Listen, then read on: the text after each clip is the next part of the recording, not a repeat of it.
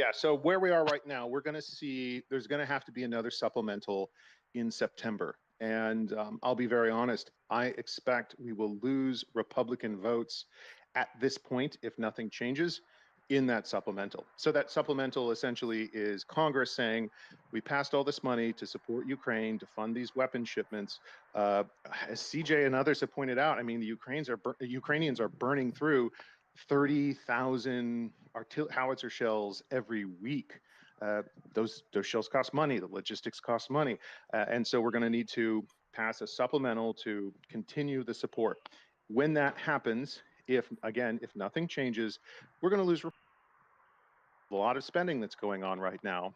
So where I would plant the seed, and I would consider others to think about, is tying that supplemental re-up, Congress saying, here's some more money to support Ukraine's fight, to sanctions, to increased Russian sanctions. This provides a moral ledge that Republicans who don't like war crimes, they don't like genocide, to stand on and say, I'm voting for this because I don't like genocide, I don't like war crimes, and I want to see more sanctions as part of a wider package. But keep an eye on September, because we're going to see another debate over a supplemental, and it could be different than the last debate we had. Thank you. And moving on, I totally lost track of who our hands are, so I'm going to go with who Finance. I'm only here to give a little bit of housekeeping for you and Peter really quickly. I believe that the trick to posting something to the Nest is to share the tweet with the Walter Report while you are a speaker. If you do it while you're a listener, it does not go to the Nest. I might not be 100% correct on that, but I believe it is that simple. That's all I wanted to say, and I want to drop back down to listener myself because I got nothing else. Thanks. Thank you. I'll try that. No, actually, if you go to your tweet, there's a little arrow on the bottom right. You press it, and the first option that will be offered to you when you're a speaker is to share it on the Nest. Thanks, Ben. I was fuzzy on that. Appreciate that. Thank you. Bye, guys.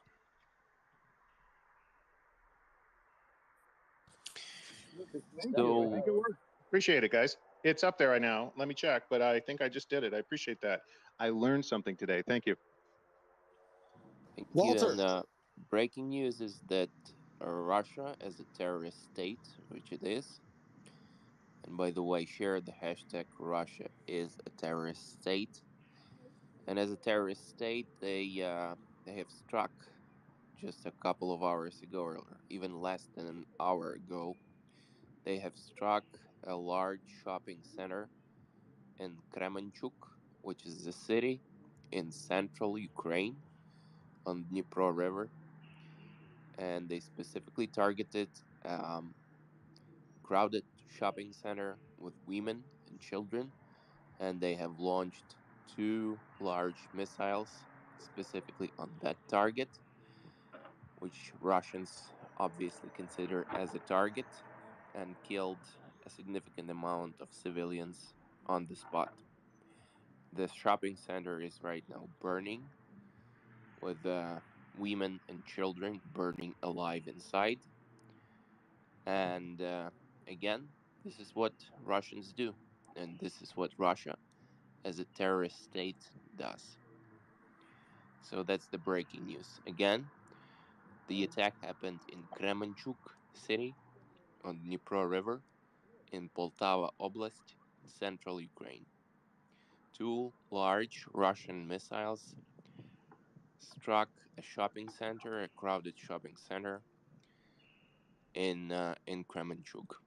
Multiple casualties reported.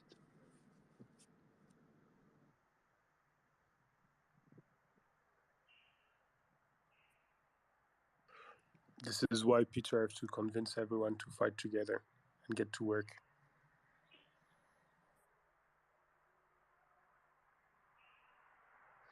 Walter, on that point, if I could just say, another update for the space, because it has come up several times over the past few weeks, is this question of could the United States designate Russia as a terrorist state?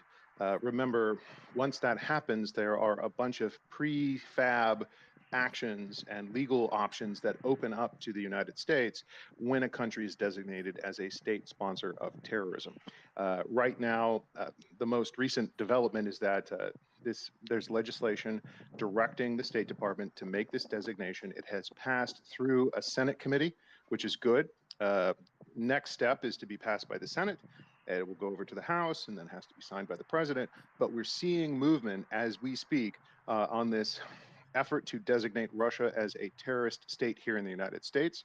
And that, I think, is also significant because it provides a powerful signaling mechanism to the European Union and other NATO members that you too should do the same so that we have solidarity in this designation.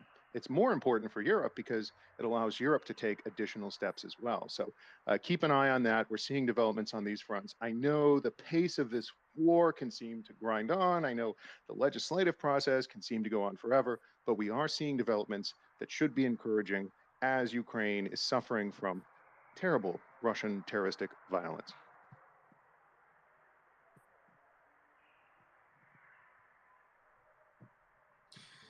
Peter, how much traction would, like, if our listeners, those who are living in the States, could write a letter to their legislators, to their elected officials with specifically that demand or suggestion, and just conveying their will to designate Russia as, or at least that Russia should be rightfully designated as a terrorist state, would that also be helpful? 5 minutes of an email, 5 minutes of a phone call, a very brief description of what you would like your member of Congress to do, that can lever the world. It can change the world. We've said it on this space many times, but it is so true. The moment you have a congressional office or a Senate office start having this influx, sometimes it's as few as 10 emails or phone calls. Believe it or not, just 10. That can move the needle on a member's opinion. So it is absolutely essential. If you want to see this happen, this is the time to add extra wind to the sails and let your member of Congress know, I'm a constituent and I think you should do this. This is how the system of our government is supposed to work. And it will be very important at this moment in time to tell Congress what you think. And Congress will have an opportunity here. Put some wind into those sails. It can make a major difference.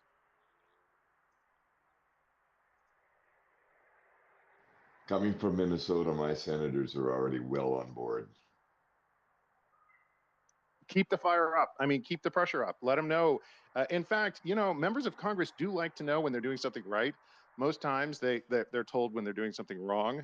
And in politics, you're never going to please all the people, et cetera. So when they're doing something right, you should absolutely say, I noticed that you are in favor of this, or I notice you have voted in favor of this. I fully support, keep it up. That's a good thing to do as well. I like it.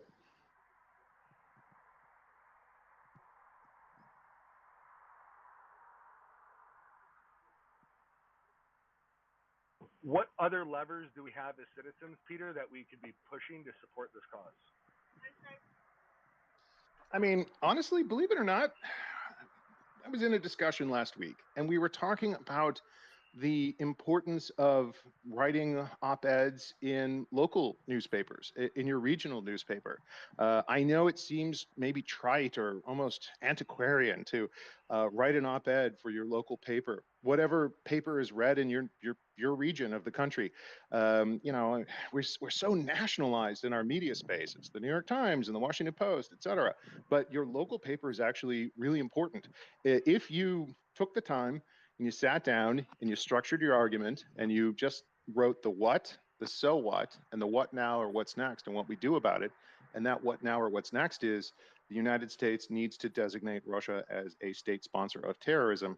Right? Put your thoughts on paper. Submit it to your local editorial board. Get it in a local paper. Believe it or not, this does create a groundswell, a genuine grassroots, bottom-up call for action at the top.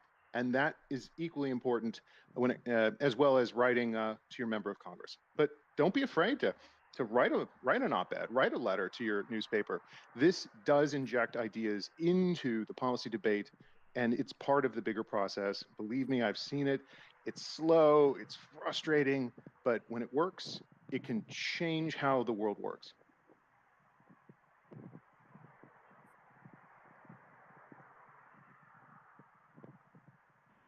Thank you, Peter. Let's take some hands. Raver. I think the other Peter was ahead of me.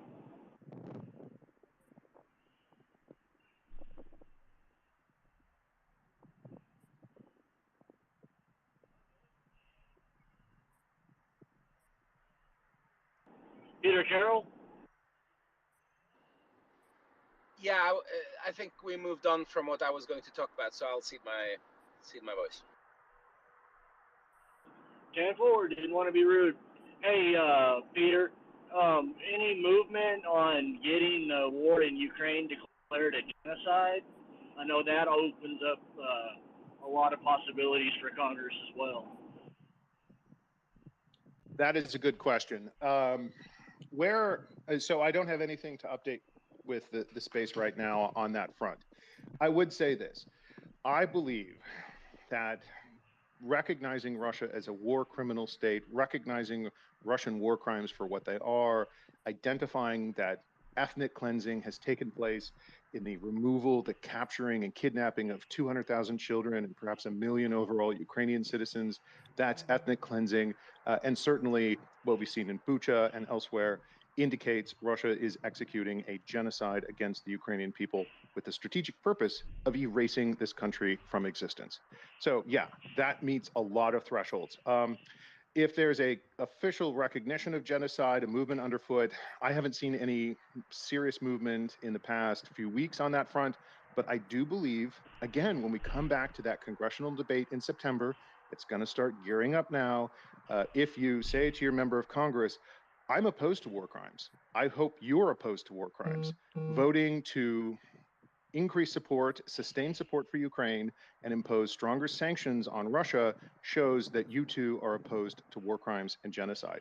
And I think when we frame the current policy debate in very clear moral terms, a lot of the other details fall by the wayside.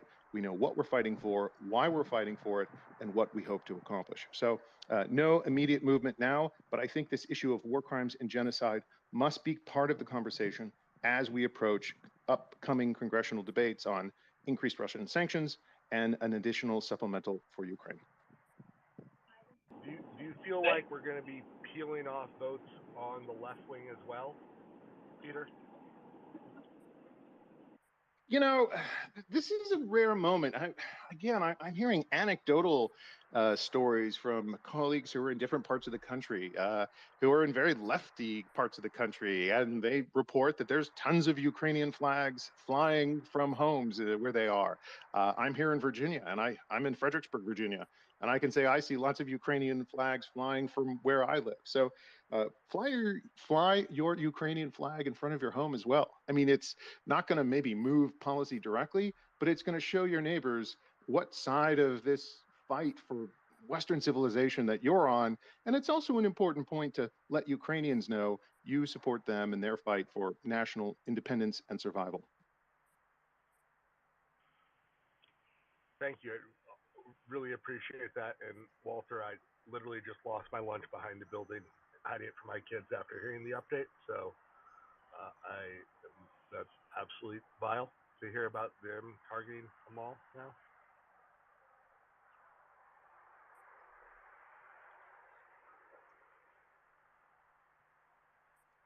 Raver. Yeah, I hear about them targeting a mall again. This is not the first time that they have gone after shopping centers and commuter train platforms, schools and hospitals. It's pretty much par for the course. On the contacting congressmen and on the targeting malls, simply because on my thread they're related. I tag my congressional leadership every single morning in an essay I have committed to writing on behalf of Ukraine.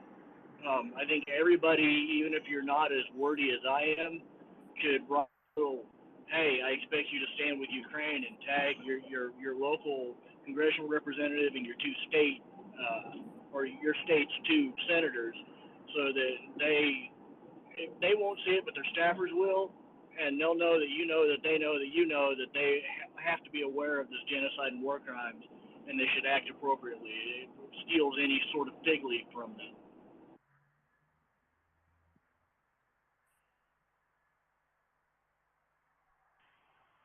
Yeah, no, I'm almost speechless on the situation, and I completely agree. Look, it doesn't seem to be that there's any level of individualized depravity of which the Russian government will not order their troops to do. They don't think that war has gotten any less barbaric since the times of Ivan the Terrible. So I don't think that we should give them any succor or expect them to behave any better than Ivan the Terrible. The other Peter, your hand is up, sir. Yes. So there is a calculation behind this barbarity. There are things that they are trying to achieve, and there are things that they are hoping are not going to happen due to what they're doing.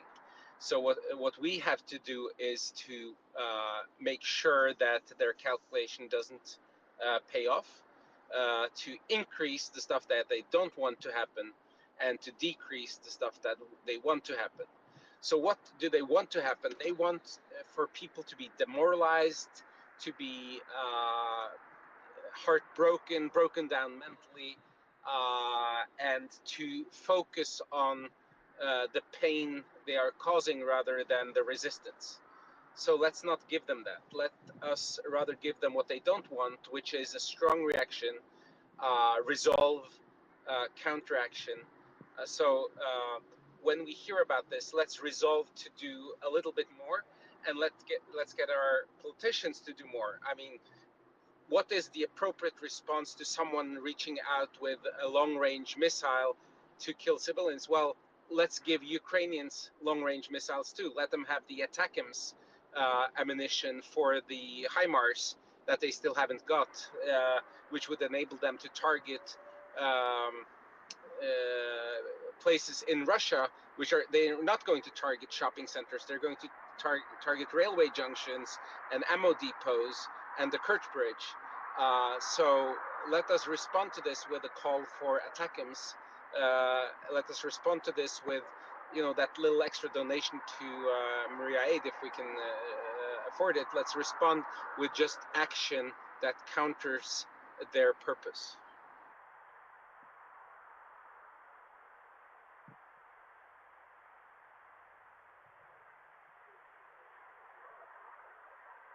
Ben.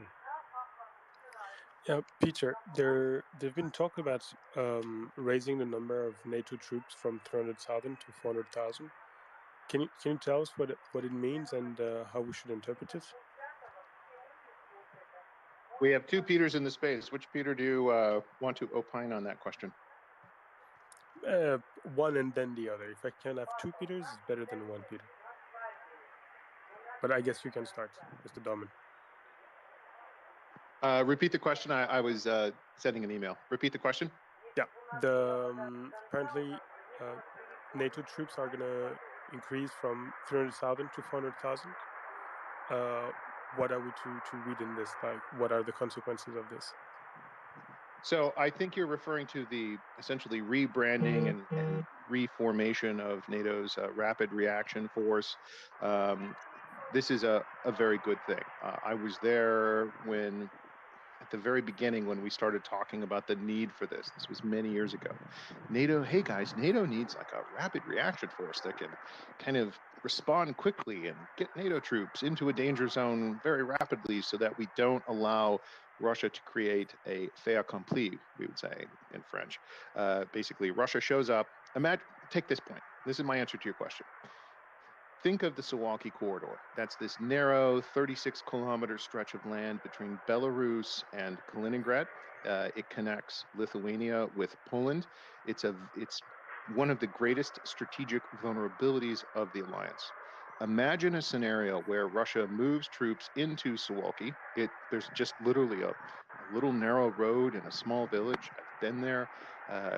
Russia moves into this area, establishes a defensive perimeter, and says, Suwalki is now ours.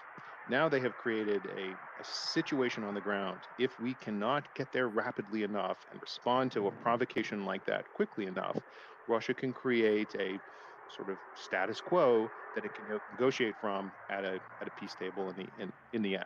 So with this rapid reaction force, the idea was, let's have a small, nimble fighting force that can move quickly, anticipate problems, get in front of the Russians, and prevent them from doing these kinds of actions.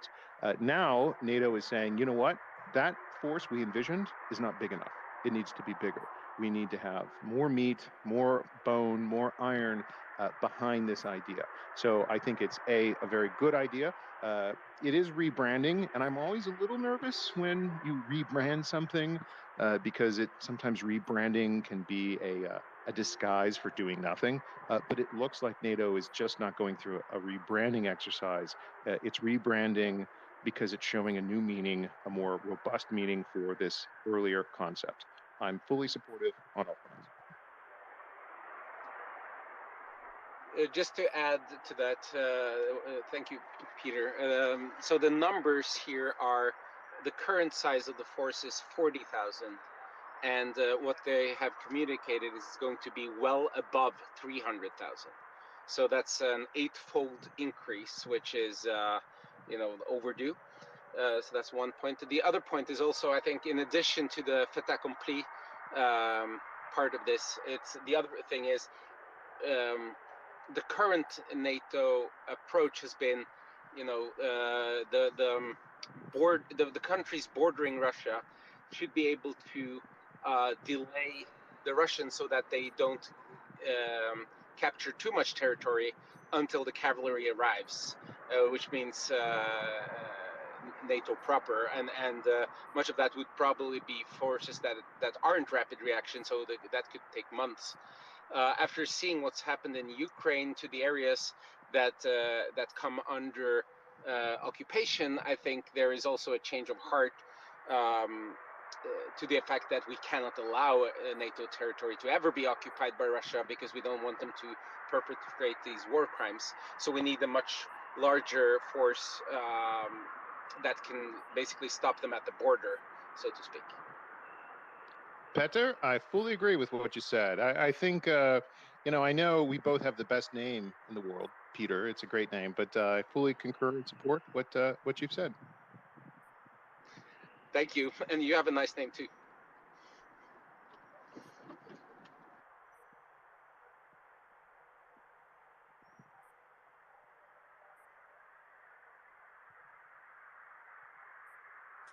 Finance is probably getting mugged by his children again. Yeah. So as we're waiting for Finance to come back, I was funny as Gurney. I'm back. Gurney. Oh, you're back. Gurney was talking, and Finance was talking to his kid. And Gurney, I must admit, I thought Finance was telling you to be careful about crossing the road. So there you go. No, sorry. I'm trying to get some new speakers up. I had to tag some people down, and Twitter's doing its questionably stable thing. So apologies if you've gotten booted or anything. Nothing personal. Trying to get everyone up who wants to speak. So let's move on to some more hands. I believe our order is Movie, then Janice, then Jerome. Good morning. I just want to, I have two questions, but first I'd like to thank this space that I've been listening to for 2 months now, and it's a good time to retweet, and I think everybody here, please donate whatever you can to Maria Aid. That would be wonderful. My first question is, what would be a sanction that would hit Russia the hardest? And my second question would be, if the states say that they actually agreed to announce that Russia is a terrorist state, what would that do for others to be able to recognize Russia as a terrorist state, and what can that actually mean? Thank you. So we've already hit them really hard with sanctions. Quite frankly, at this point, military aid will help more. The sanctions have shut down a lot of their key military production and some of the military industrial complex because they cannot get in key parts for machines, key machine parts, key things to get their tank factories up and running. The next major step on sanctions, if we want to increase the pressure, would be secondary sanctions, but that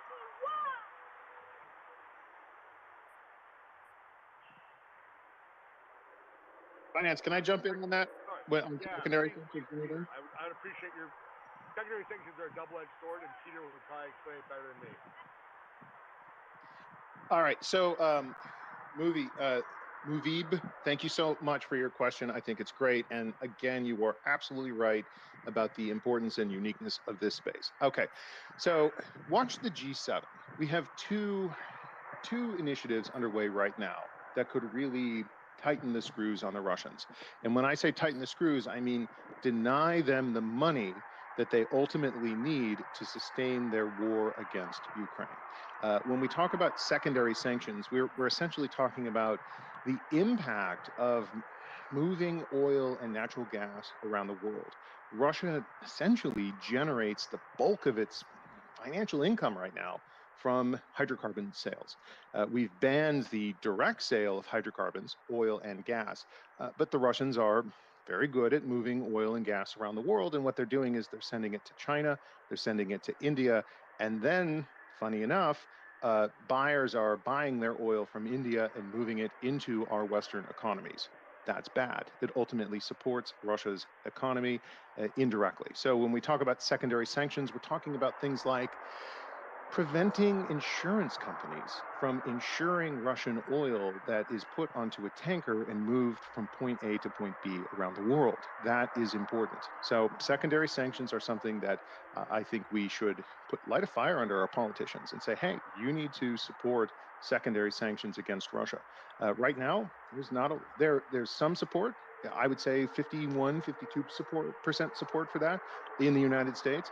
But it looks to me like you're a Canadian. So let your officials know you want them to support secondary sanctions, if only for the symbolic solidarity that it creates with other countries.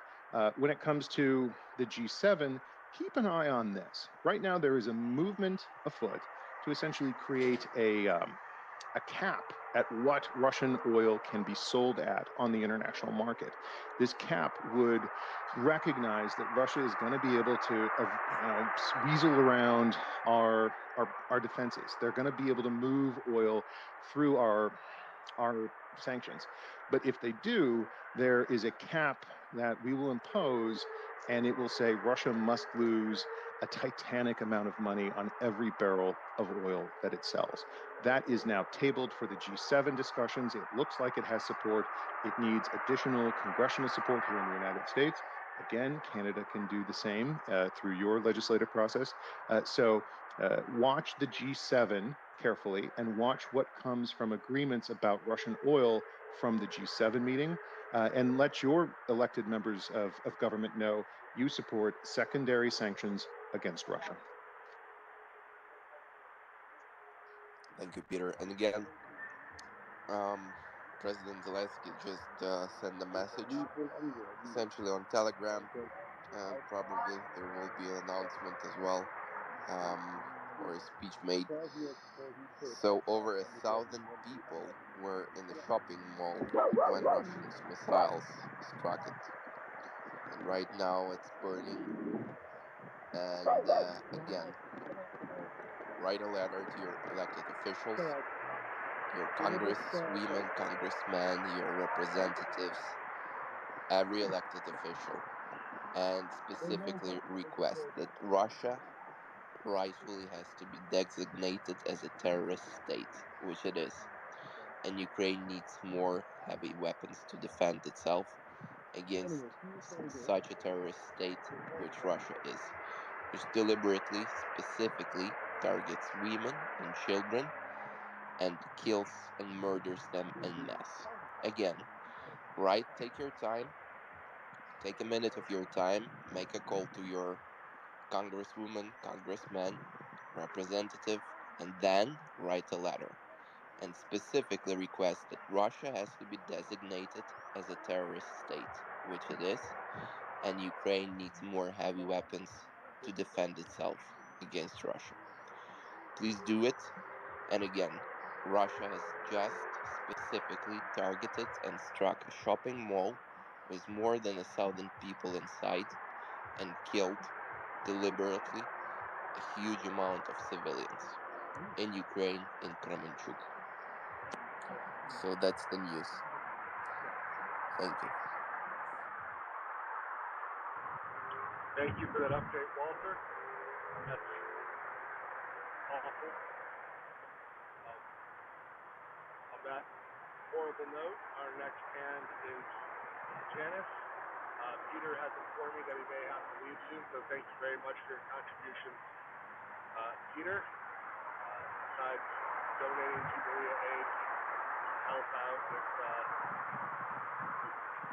aid on the ground to Ukrainian soldiers fighting the Russian genocidal enemy.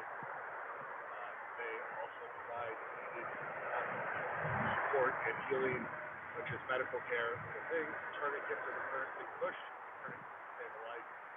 And right now, we absolutely need to help and call and continue to both maintain the support to Ukraine in our attention, in our media, and to our Congress people, because there's a genocide going on that we just heard a terrible update about, and we have a major vote that will be coming up in a few months, and we need to make sure that our politicians don't drop the ball. Janice, you're up. Yeah, thank you. Hello. I have somehow related question about most likely some NATO policies. There is quite a big news regionally. Yeah, I'm from Latvia. Yeah, that Lithuanian public authority, IT services, and some of businesses today faced DDoS attacks, massive. I checked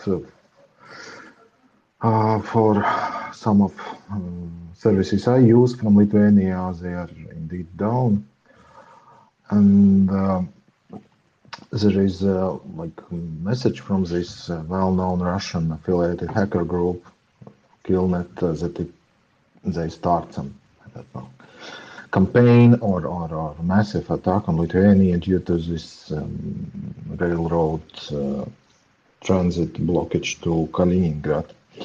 And it's like nothing new, but now it's like very clear and why it's happening, and it's pretty extensive. And my question is, what can we expect from maybe change of NATO policy from this upcoming NATO summit on such cases? Because I know there was like several discussions on different levels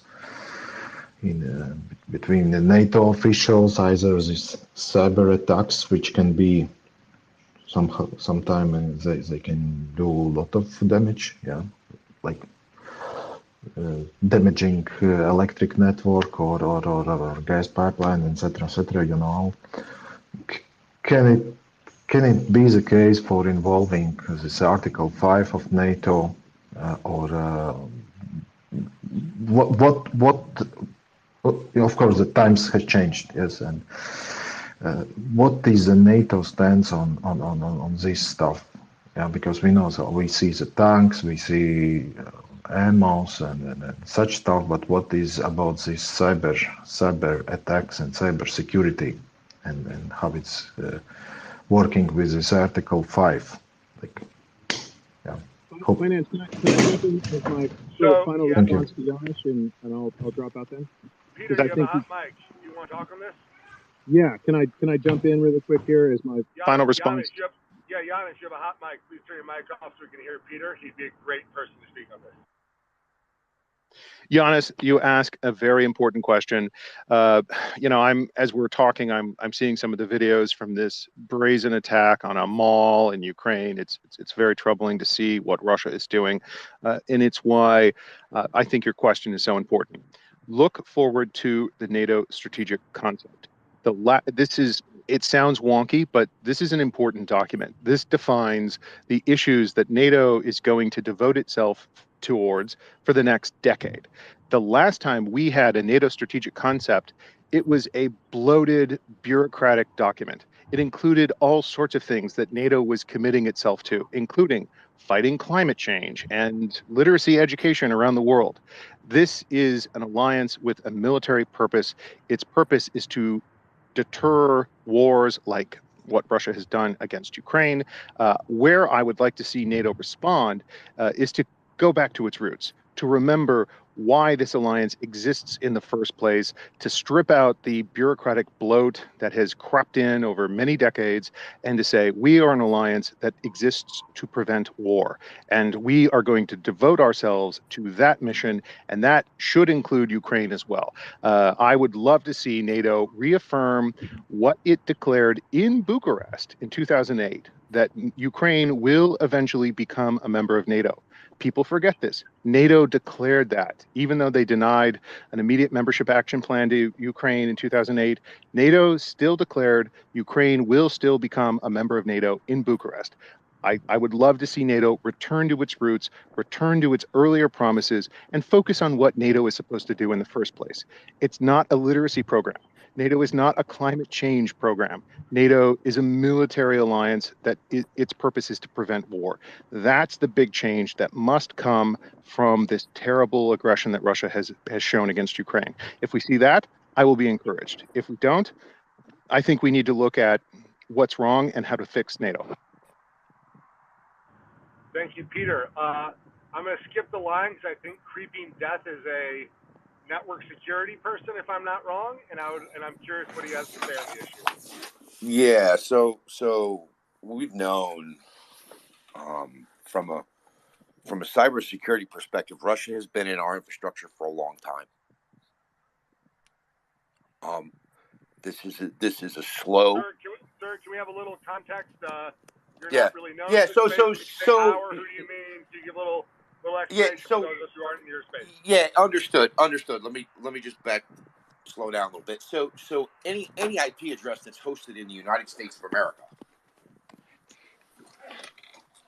has had a Russian intrusion, or it's documented all over the place. Peter, with respect, we know that the laws are changing as we speak for this kind of thing here, and they need to. And now we see the full breadth of what they're doing, right? From a technical perspective, they want to turn our infrastructure, our routers at your house against us, right? That's what they want to do. So it's very troubling to hear about them all. The cybersecurity thing is very, very, very important. And while I understand that writing my congressman and writing the people who have been put in place to make sure that this doesn't happen, understood, but I think everybody is pretty much aware of the ramifications of what happens. So I think that coordination with what we are doing, CISA, etc., these are good things. These are good things. I think we need to lead, and bring the science and bring the innovation to defend our allies and partners, and that's just what it is. Okay. So from a cybersecurity perspective, this is not new news. We're seeing how they operate. We're seeing what they do. Studied a lot of sandworms, studied a lot of their movements. Look at what they target. I don't know. I'm not a college graduate. Do you know what kind of things they do target, or is that yes, just absolutely. Can you They fill want us in our a bit on water. that? Yeah, sure. They want our water. They want our power grid.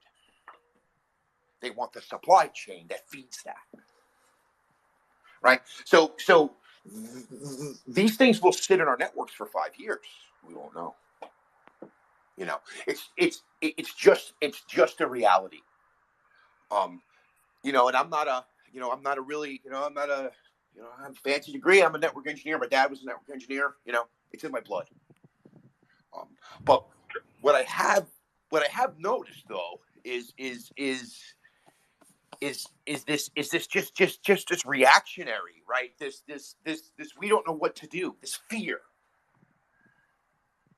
You know, I do know that instead, in my mind, it seems like the kinetic war really is a bog, right? They bust through, they hit one line, and then the Ukrainians surround them, and they get blitzkrieged. They're going to lose that war, right? But they would rather go after our heart and our minds, because that's what they want, right? That's what they want. They want us to sit here and be politically a mess. Well, I think the people have had it. So to me, while I think this space is great and this is the stuff that we need, right? In my years of experience, I don't want to go off on a limb and start knocking down Russian targets, because I can. You know, I think if we get into this situation, what's an act of war and what isn't, right? I think we have people in place to make that decision for us. So it's very disheartening to see people from a foreign country are just attacking our way of life. And I'll leave it at that. Thank you very much for your insight, Creeping. Let's move on. Jerome, then Adrian and Movie.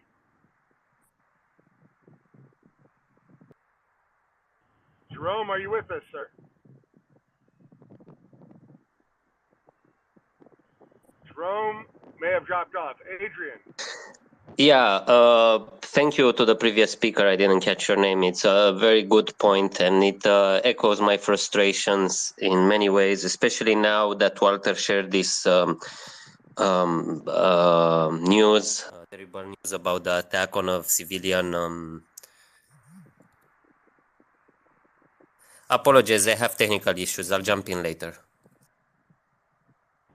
Understand. Thank you, Adrian. Movie, you're up.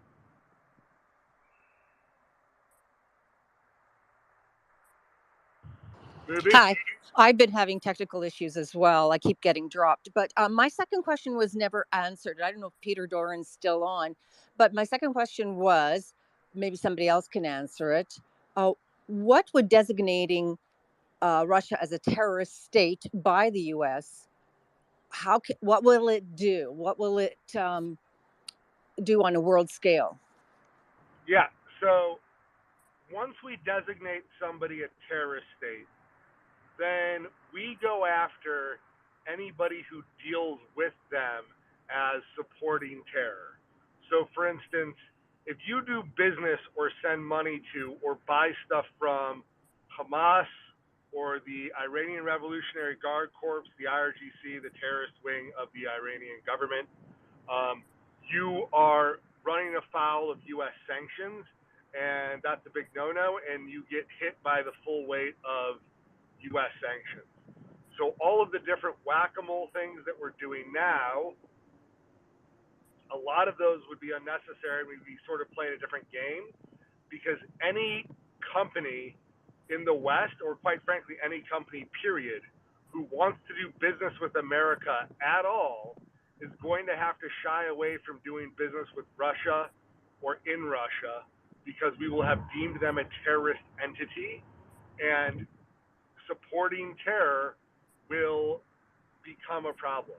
Now, that will have really far-ranging consequences, which is why it has yet to happen. So, for instance, there are like European companies that still have business in Russia. I don't mind hitting them with a sledgehammer, but it will automatically hit all of them with a sledgehammer, because doing business in Russia immediately becomes supporting terror like overnight. So it is a very big deal on the global stage because we are the elephant in the room on the financial world, and if we do it, we're also going to have pretty large financial allies follow suit, so it won't just be us. To be fair, I think it's valid. Russia is a terrorist state. We just heard an update of them committing a mass terrorist act. We've heard what they did in Bucha. We hear about mass killings all the time, and I think it's pretty vile that the part of my own country that is most vocal about believing and listening to women in all cases of violence is the least supportive of Ukraine and the most and one of the bastions of not interceding on their behalf when Russians literally seem to have mass rape as part of their war doctrine. So I have no problem with actually declaring it, but it will be a very big deal if it's done. This is like not a for the faint of heart small measure if we go down this route. This is picking up a sledgehammer, and we're going to break some serious things in the financial world once we cross and declare them a terrorist state. And as I said, I think it's a deserved title. They've earned it. So that's what it would do. Adrian, I hope you've worked out your technical difficulties, and then after that, maybe again. Yeah, now I can speak. Thank you. So what I wanted to say is that I think it's a way of it's a huge problem in the way we've made assumptions, or we are making assumptions about what war means. And us as civilians, as regular people, I know some here on the panel are experts or have more military experience and so on. And it goes to the level of business people and politicians. They are assuming that they're working with some sort of rational actor. I don't know if I can give like a random example. If a German businessman wants to still keep doing business with his Russian counterpart who he's been talking to for 15 years, his brain doesn't connect the dots that he's representing or he's generating money for a state that rapes en masse and bombs civilians and prosecutes war like they're the fucking Mongols. Sorry. And it's also on a civilian level on how we who support Ukraine understand this war. Because I can give an example. I have a person very dear to me who is now a medic on the front line, and she posts on Facebook, not every day, but a couple of times a week. She's good with OPSEC, just posts a photo of herself tired and writes some text about some experience without giving too much details. And I have a lot of our friends messaging me from Germany, from abroad, from the States, telling me like, I can't believe how surreal this is, that they have World War II style fighting with artillery, mortars, dead, wounded, because she even speaks about cleaning the blood off of uniform and so on. She makes it very visceral when she describes it. And people's brains haven't yet connected to it. People still, and journalists still speak in these terms of, maybe we should negotiate. Russia is some sort of rational actor. No, it's like a rabid dog, and it should be treated as such. So, yeah, that was my 2 cents on. I think Portland put it very nice. He said that NATO countries are a $4 trillion gorilla, and it should be unleashed. It's absolutely ridiculous. How, I mean, I'm not saying boots on the ground. I'm just saying have a more stance, a firm stance. It's ridiculous, these assumptions that everything will go back to normal or everything will be okay or the war will end soon only if they negotiate. It just makes me angry and frustrated, and yeah, I want to scream sometimes. Thanks. 100% agree. Let's go to CJ, and then as the host, I'm going to use my own prerogative to ask a question to Uliana. Yeah, so I think you bring up a lot of good points, Adrian. I guess I'm not sure who's saying that now still. I mean, we saw it today with the, they've been there for about a week, but the Panzerhausens making a huge difference in the Donbass, and the French Caesars, kicking ass on Russian artillery, and of course, American HIMARS. I mean, I think it was about a week or two, or and very late to the game. Again, I would almost say criminally late when all these EU and NATO countries kind of got on board, but they got on board nonetheless. So my question, sort of for finance or for other people, is I just saw in Warsaw the traveling exhibit of basically destroyed Russian tanks and vehicles, kind of as a two-part show. One showing how awful the Russians are to have invaded, but also the second part to show how effective international aid is. And I wonder if something like that could be reminiscent of a war bonds drive, where those, that traveling museum of destroyed vehicles could be brought to Western Europe and even America, so that people could continue to support Ukraine, continue to empty out their pocketbooks, and also kind of show these politicians who are still on the fence or not doing enough. Look what just rolled into Kiev. Like, look what these people are facing, and maybe help get them even more support, the support they actually need. I am entirely in favor. Right now, the drive isn't big on war bonds, basically because it's not like the U.S. in World War II, where our economy was more or less functioning because the war wasn't being fought on our soil. The entirety of this war is being fought in the middle of Ukraine, and their economy isn't really functioning. So foreign life support seems to be the case. I do like it just as a way of keeping support high and keeping the moral issues high.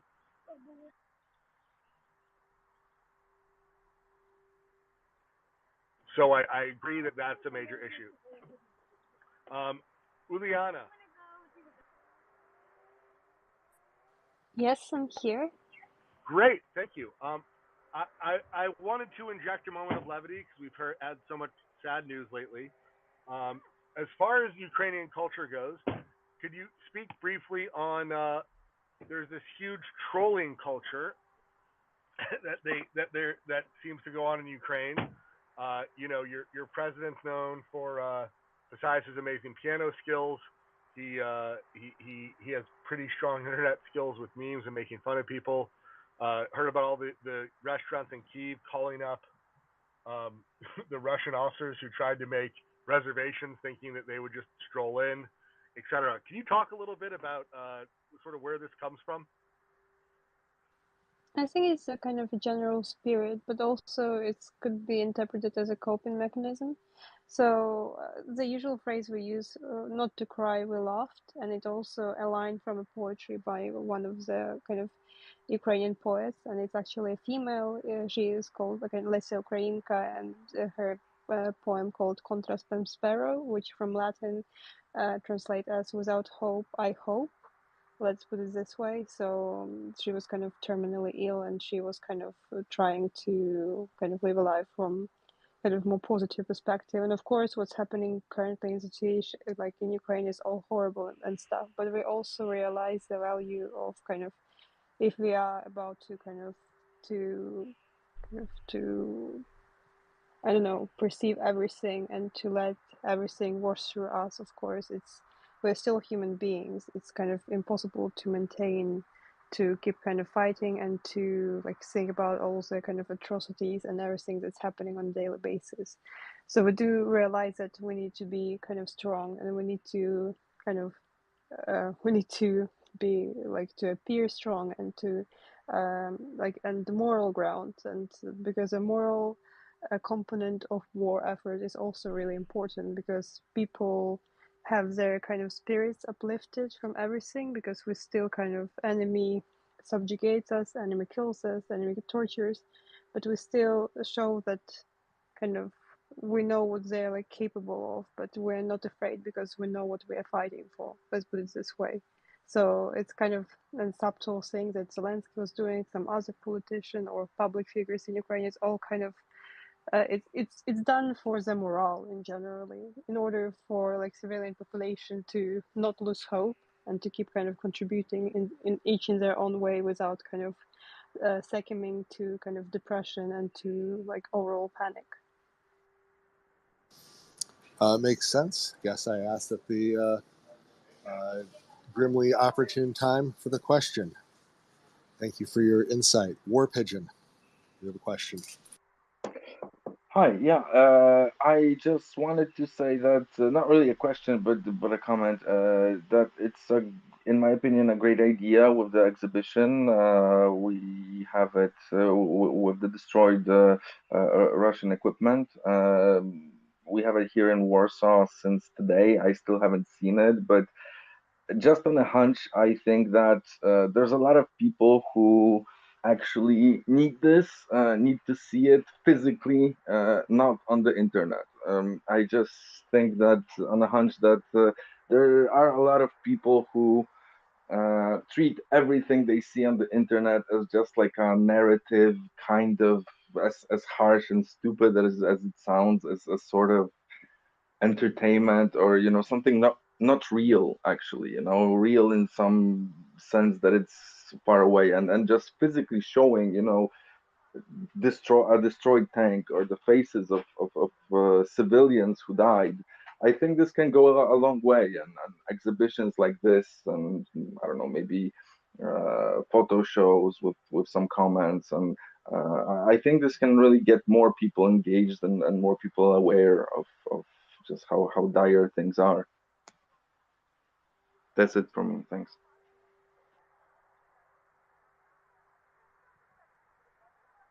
I'll just leave a short comment. So for anyone requesting a slot of the speaker, we do experience technical issues, so we're sorry. It's really hard to bring you. Even sometimes, if we accept your request, it doesn't bring you up for some reason. So please be patient. We see you. It just there is some kind of difficulties.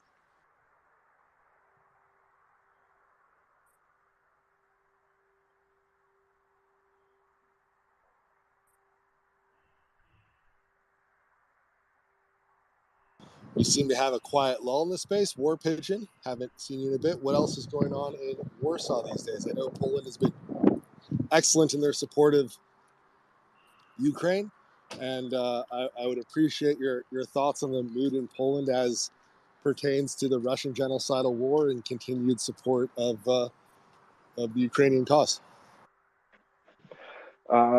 Thanks for the question. Actually, it's been pretty quiet, I would say. I mean, we are all observing what's happening, and the people who have been helping are still helping to a large extent. The military aid is kept pretty hush hush these days. It was a bit different in the early days of the war. Right now, I think most of the information I have of Polish equipment being sent, or for example, Polish volunteers going to Ukraine, I actually get from English-speaking press, which is probably a good thing. For a number of reasons, it's probably good to have the Russians kept in silence. A lot of people are thinking, of course, very much empathize with Ukrainians who are genocided, and they're thinking, how this can go, because what is the chance of this going bigger and turning into a World War III scenario where it's just the different blocks of countries, but yeah, so that's how I would say it's going here. A couple of moves from the Polish government internally, which I don't really like, but this is not the place to talk about it. So yeah, I mean, we're all hoping that as many countries as possible gets behind Ukraine and helps the Ukrainians win the war, because the longer it takes, the more grim actually the prospects become, according to many commentators. Putin is a wounded animal right now, and it's actually for the best. All the people who say that let's negotiate, maybe we can de-escalate or something. He is a wounded animal, and this will only prolong the danger. I mean, the sooner we can decisively see the Russians defeated, the safer it will be of course, for Ukrainians, but also for the world. Thank you. Appreciate that commentary. CJ. Well, since we have a captive Pole here, I just wanted to ask him, because me and Maciej talked about this 6 or 7 weeks ago, this Polish report that they were going to buy, quote, 500 HIMARS. I think it was maybe a translation problem, which is fine because, not many English-speaking people speak Polish well, not like your English, which is probably better than mine. So I just want to know if there's any follow-up with that, if Poland had actually put down a number that they had wanted to buy, if they'd seen the performance and maybe changed their mind and wanted, that many, or sort of what your thoughts were with Poland's future weapons buys, considering they've given a decent bit of kit to the Ukrainians themselves. Thanks for the question. I'm not a military expert, so I read what I can, but I won't pretend to be knowledgeable here. There was in Polish press, we've seen 500 as that Poland is going to buy 500 artillery pieces. I don't know how realistic this is. Like I said, I'm not a fan of the current political establishment in Poland, of the current ruling party. So I have my deep skepticism as to the truthfulness of different statements. Having said that, of course, I very much give praise where praise is due, and they've been doing quite well on Ukraine. They've stepped up and have been helping. And from the other side, if the opposition comes to power, because we will be having elections either on fall or early next year probably. So the opposition has exactly the same approach to Ukraine. Nothing will change. As there was a recent poll regarding the attitudes of the different ethnicities and different nations towards Russia, and I think Poland was one of the 2 countries where that's more anti-Russian than Ukraine right now. So nothing will change in the approach to the invasion. But regarding the purchases of specific weapons, I would be very wary of. I mean, we just have to wait and see if it's really going to happen. I mean, if they do buy 500 artillery pieces, then great. But I'm not sure. Good morning. Perhaps I can add, if it's okay to step in. Lady Rocket from Los Angeles. I just came back from Ukraine, from my private economic innovation, and I would even say technology visit. I spent a lot of time in Poland also before going to Ukraine. So may I speak? Is it all right? Yeah, sure. Normally, thank you. You just use the little heart on the right. Put your hand up, and we call on you, and we go in order here. You caught a lull in the conversation, so fire away. You're up, ma'am. Yes, thank you. I appreciate, because as a matter of fact, I have to get on the call with Ukrainian team shortly. I traveled to Lviv and surrounding areas, escorted by the country and the people who frequently don't get enough mentioning. So this is why I'm happy to see War Pigeon here, which is Poland. Yesterday I was on the call with a guy who invented Oculus, sold to Facebook for billions of dollars. And the reason that I am mentioning him, because he was one of the first that I heard mentioning that Poland is assuming existential threat by being, like War Pigeon mentioned, not only against Russia, but being the most active, the most critically important leader in orchestrating and participating through the arms, through the logistics, but also let's remember it is Polish people who brought under the roof 3 million of Ukrainian, mostly women and their children. I am a space investor, I am a space entrepreneur, I also have a media company, and I have actually a privilege of working with Ukrainian women filmmakers in creating the films that I was able to introduced during Oscars and Tribeca Film Festival for the purpose of doing something very important, which is giving personal connection to us Americans, to the people in Ukraine, because then we can find more creative ways to help on the personal level. I also want to acknowledge Uliana here. I understand that you are from Kiev, and it's wonderful to see you here. The point that I want to make is that based on my visit in Lviv, where I met with cross-section of people,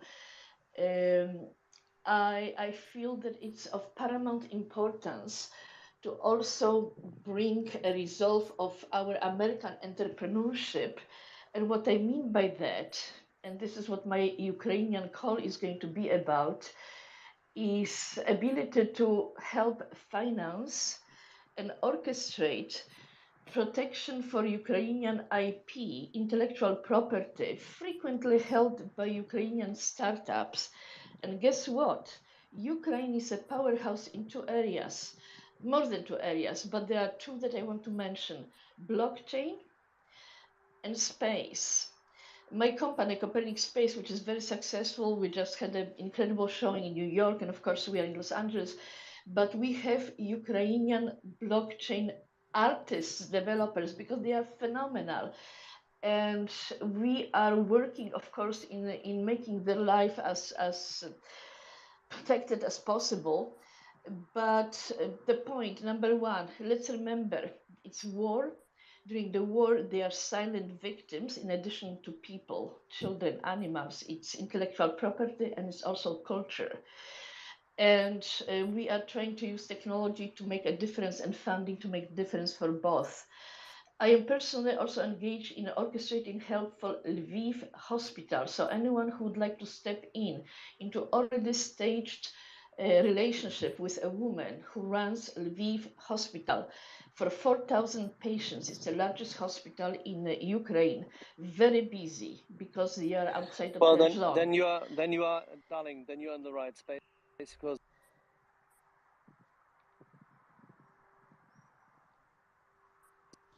You're in the right space because Walter is essentially. Yeah, I said Walter is essentially from there. He's been in the hospital in Lviv, and you should definitely get in touch with Walter in that regard. Okay, so I will just wonderful. So please get in touch because I'm working with Philips, Siemens, etc. And last point that I wanted to make, Poland. One of the things that I am doing is to improve infrastructure that is so critically important in a step-by-step way, but also quickly. Number one, development of new children's hospital in Zamość. Zamość has also incredible, small but very functional airport.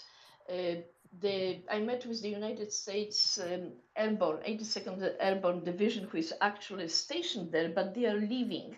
And I took steps to both infrastructure, political and funding part to transform this airport into the destination airport for moving either wounded or delivery of the goods, which now are going very slowly through the border, and move forward toward the plan called Intermarium. Someone from Poland might know what it is. But anyway, from Los Angeles, we are going to have a big fundraising event here. And of course, in addition to me, my humble trip, we have celebrities who are going there on semi-regular basis. So we are very active, and I'd be very happy to follow me, get in touch, because the help is needed. And thank you for letting me step in, perhaps ahead of the line, but I need to leave shortly. Walter, it's wonderful. If you are from Lviv, I love you already. And great. Thank you very much, lady. We really appreciate your presence, and good luck in your meeting. Thank you. Take care, guys.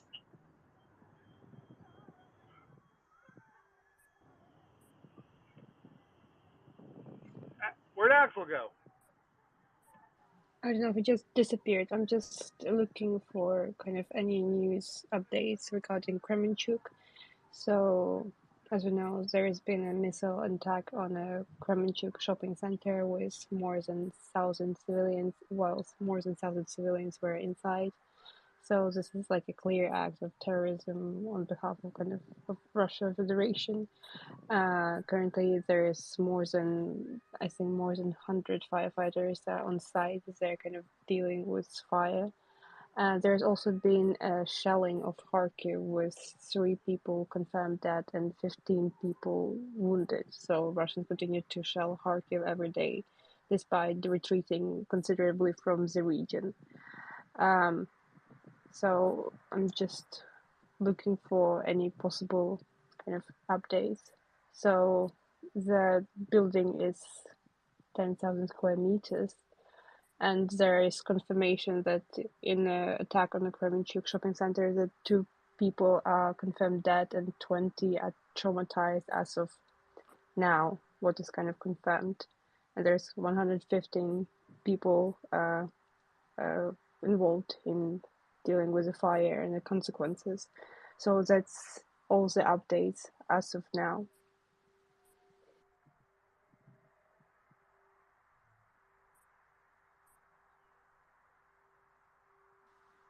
CJ, please, you have your hand up. Yeah, no, thank you, Liana. I was looking through the same things you were doing, so I was going to say that if you didn't. The only other interesting, and I say interesting because I think it's important for understanding kind of what's going on, is the last 24 hours, almost all of Russian Telegram was people screaming and people dying as they got struck by HIMARS. And by people, I mean Russian soldiers illegally in Ukraine, right? It wasn't any innocent people that were hit by Ukraine's military. And the only break in their basically terror and their fleeing and their scrambling was this strike. And even the Russian soldiers right now are confused. They don't even know why this missile strike was done, and they're asking why couldn't these missiles have used in support of them on the ground. So it just kind of shows you that Russia is committed to terrorism on a international level. They're not committed to even really winning the war as it would be. They're just hoping to demoralize Ukraine, but every strike just makes them that much stronger. And every missile that's unfortunately launched against the innocent people of Ukraine it means that the Ukrainian military can keep fighting and keep winning on the battlefield. So just wanted to add a little color to that because, even Russia can't come up with a good reason why this happened. And the soldiers are mad about it. So just, I say, of course, screw them all. And they're going to keep getting missile struck. And there also was reports today from the Pentagon that a whole new batch of people would be trained for HIMARS, another 60, so another 12 systems. So that would bring the total to 24 systems of trained people. That doesn't mean 24 systems in the country, but they have the capacity now to run that many. And additionally, the Pentagon was exploring doing virtual training with other people in country to include on everything already given, right? So basically setting up a dedicated virtual program and refresher program for M777s, HIMARS, and every other piece of kit. So kind of help the Ukrainians through any technical issues they may have, any maintenance issues they may have. So still won't be, American troops with boots on the ground in Ukraine, but it's a much more long-standing program that could be expanded greatly and wouldn't require Ukrainians to necessarily leave the fight, where they don't have necessarily enough trained people in these systems to just pack up and leave. But a good sign that at least the U.S. is committed to helping even more in the future. CJ, speaking of HIMARS while you're here, Portland gave a decent answer and said something about asking an artilleryman. If I remember correctly, you are an artilleryman, correct? Yes, I am. All right, here's the question. HIMARS now in theater, how does that, my question is basically, does that have a cascading effect to let them use other artillery? How does that affect their ability to use other artillery and other systems? And will that, how does that affect their ability to free up and utilize their other systems? And will that, does that create a cascade effect to sort of free up and allow them to be more effective? Yes, it's a great question. So if you put on your, furry Russian hat and you think, let's just assume that they're competent, which is maybe a stretch, and let's assume they're just at least doing the bare minimum in terms of planning and doctrine. So obviously the biggest threat to the Russian soldiers, illegally in Ukraine is these HIMARS systems. So instead of having dedicated radar to hunt for M777s or the Crabs or the Panzerhausens, they now have to focus all their efforts pretty much on finding these HIMARS. And they really have no way to interdict them right now unless they want to do some suicidal missions with their airplanes. And as we saw today, with the Polish anti-air missile taking down the Ka-52, this isn't a feasible option for the Russians anymore. They don't have the capacity to strike deep into Ukrainian terrain on moving targets. A shopping mall that's not going to move is easy for them to hit, but that they can't necessarily hit these sort of mobile rocket launchers right now that like they could in the first opening weeks of the war when they had a lot more of surprise on their hands. And so what it does is the way the Russian radars work is they have search zones or what's accurately called sensor zones. And so they have to basically set their radars up instead of looking close to where their guys in the front are fighting. They have to kind of push them deeper, looking for HIMARS. And what this means is their ability to interdict all the 777s and all the organic, Ukrainian artillery. That's going to fall down to the secondary level. It means they're much safer to shoot a lot more. And since we saw Germany give 10,000 rounds, the U.S. give 40,000 rounds last week, and more countries giving more ammunition, it'll take the pressure off of what was, this artillery duel going on, as Russia has to focus on this sort of bigger fish and allow them. And the same thing goes with their guys on the ground, right? Russia will have to dedicate artillery and troops to this mission, which will mean their offensives will be a little bit worse off. Their ability to shell Ukrainians on the front will be a little bit less off, which is just all going to have sort of a cascading effect. Until they find a viable solution to hit them. But in the last 4 days, we've seen, I believe, between 4 and 6 fuel and ammunition dumps beyond the range of artillery, which were either Tochka or HIMARS. And this will have a gigantic cumulating effect in about a week or so, right? Taking on a fuel dump way behind the lines isn't going to stop the Russians from, advancing that day or attacking that day. But in a week, it means they have to wait an extra week from ammunition and fuel to be brought from, Kaliningrad, Belarus, etc. And that takes a lot of time. That's one of the reasons why they built these giant warehouses and store yards to kind of fix the problem they had in the opening days of the war. Everyone remembers the convoys. And so they did what was doctrinally correct, which is set up fuel points, set up supply points close to their front so they could quickly resupply and keep fighting. But if you don't have those anymore, you have two options. And one is to go on the defensive and stay where you're at and wait for more, or two, try and push up these very long convoys of supplies. But we know that Ukraine has almost 100,000 anti-tank missiles. They have, all these more advanced weaponry and advanced systems. So it means that they try this convoy-like approach, this throughput logistics. It's just going to go even worse than it did in the opening weeks of the war. So really so many different effects, and which is why, on the Walter Report, it was requested from so early on. Again, doesn't necessarily help, as I always say, Ukrainians in foxholes getting shelled right now. But in terms of the course of the war, it is, 100% game changing. CJ, if I may just add one thing. Now, the Gimlers are going 60 to 85 kilometers with relatively decent precision. That's fine. Ukraine has shown, or the Ukrainian armed forces have shown, absolutely no hesitation in shooting out pods full of them. That seems to indicate that not only are our friendly allies, meaning Great Britain and the US, training people appropriately in appropriate numbers, but that they're also providing substantially more ammunition than was initially indicated. Because otherwise, there would be less, well, there's always incentive to shoot the ammunition that you have, but still, it seems that they feel comfortable that they have enough ammunition, that there's more forthcoming, correct? Yes, definitely. And there was some confusion over that when they said they had 100 missiles to start. I assume they meant, the missiles come in packs of 6, and 100 is just not divisible by 6. So I took that to mean 100 missile pods, which then is 600 missiles, which sounds like for a week of war with, only 4 systems is a much more adequate number, in my opinion. Obviously, we'll see what the future weeks in the summit bring, of course. But you're exactly right. It was a substantial amount of ammunition at first.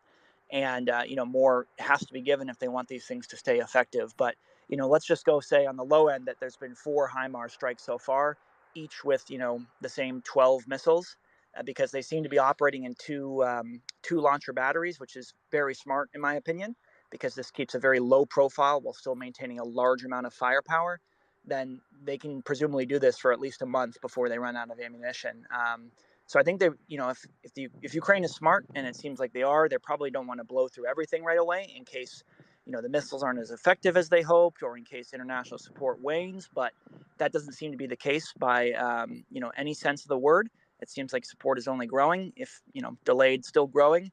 And so they should be comfortable in firing even more. So if the first week of HIMARS brought 4 to 6, key strikes that are pretty huge, then next week should bring the same, if not more. What do you think? How long can the LIVECAMs be kept away from Ukraine, given the fact that everybody is already looking at them, they're training on them, they're training with the ordnance? Well, do you think that today's event is enough, or do we have to see more images from Kherson? Well, I certainly, ATACMS makes the weapon system, it's the ultimate usage of it, right? A massive, extremely precise weapon that can hit 300 kilometers with 1,000+ pounds of explosives. I mean, you could do even more damage than the Gimlers are doing. So it's something that is kind of what the HIMARS were designed for. And in terms of the results of today, I think, yes, ATACMS would help, but I think it may be the time to start requesting Patriots, because as we saw with areas like Kiev, right, 14 missiles shot at the city and 10 were intercepted, in these areas that have S-300s and have a dedicated, air defense, Ukraine has figured it out and done a decent job at defending it. However, if you look at, Ukraine, as you know, of course, is a massive country. It requires more than just a couple systems here or there. It requires an integrated air defense, something that the Patriot system provides that can cover those areas that, presumably aren't military targets, like the shopping mall in the middle of the country, like other areas of Ukraine that have been known to be hit by ballistic missiles. It can cover those spaces and truly just protect civilians. And as you know, it's purely a defensive weapon. So if you had asked me what I would rather Ukraine have, I would say Patriot would be better than ATACMS, but ATACMS would certainly help as well.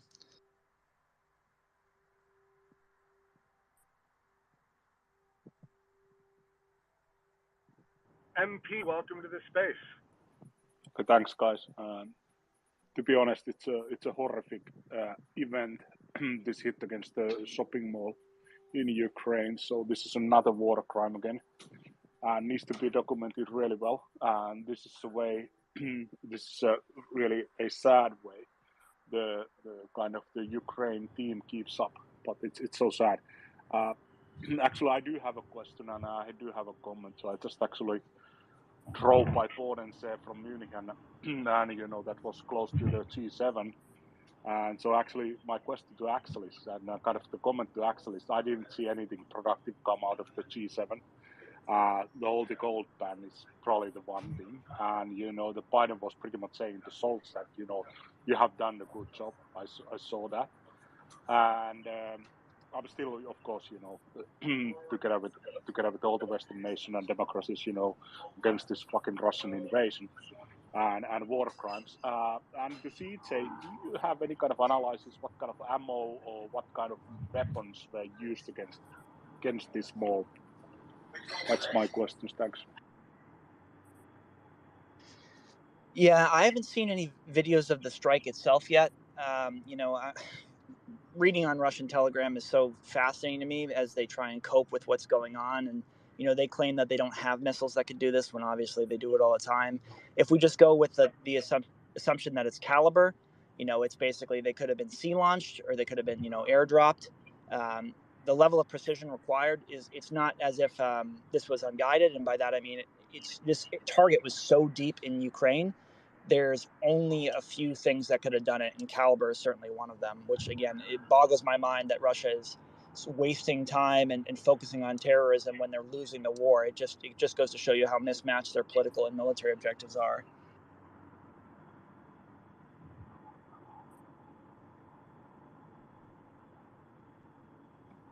CJ, in regard to all of this, just a quick aside, what do you think about this wonderful derailment of a train close to Pskov, or what we would call Pleskau, the garrison city close to the southeast of Estonia? Isn't that nice that an ammunition-filled train, unfortunately, can't get to Ukraine? I mean, I think it's interesting. People went as far as to say it was a derailment, an intentional derailment. I don't know enough about that subject to say definitively one way or another. Either way, ammo that can't be used against the Ukrainians is much better served on the dirt on the side of the road deep into Russia, as opposed to in Ukraine firing at Ukrainians. But, as we saw the last week with Russia forcing Belarus to give them their ammo stockpiles since they're running low on 152, I mean, it's just their ammo train is slowing down. They can only fire 60,000 rounds a day for so long. And even if they do have a gigantic industrial potential that's not necessarily going to be too impacted by sanctions, right? I mean, realistically, these artillery rounds are, they're unguided, they're relatively easy to make, they're not going to necessarily be affected by sanctions. But at the same time, they can't just make an unlimited number. 60,000 a day is a gigantic quantity, and their whole economy isn't necessarily on a wartime footing to support this. They're sort of, as finance has pointed out, they're kind of going on emergency mode where they're trying to do two things at once. They're trying to keep their economy afloat while also not fully dedicating to the war, which just leaves a situation where they have limited ammunition and things to use. So I think if, a 10-car derailment is happening every day in Russia, it's just going to save that many more Ukrainians. So it's quite good news for Ukraine. And it's only 61 kilometers away from the...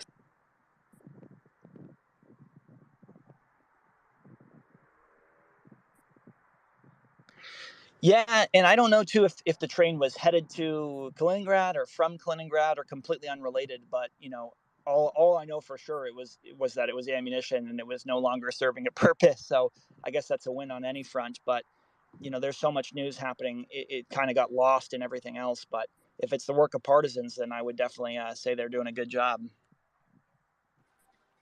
Axel, could you answer the question I asked you about the G7? What do you think about yourself?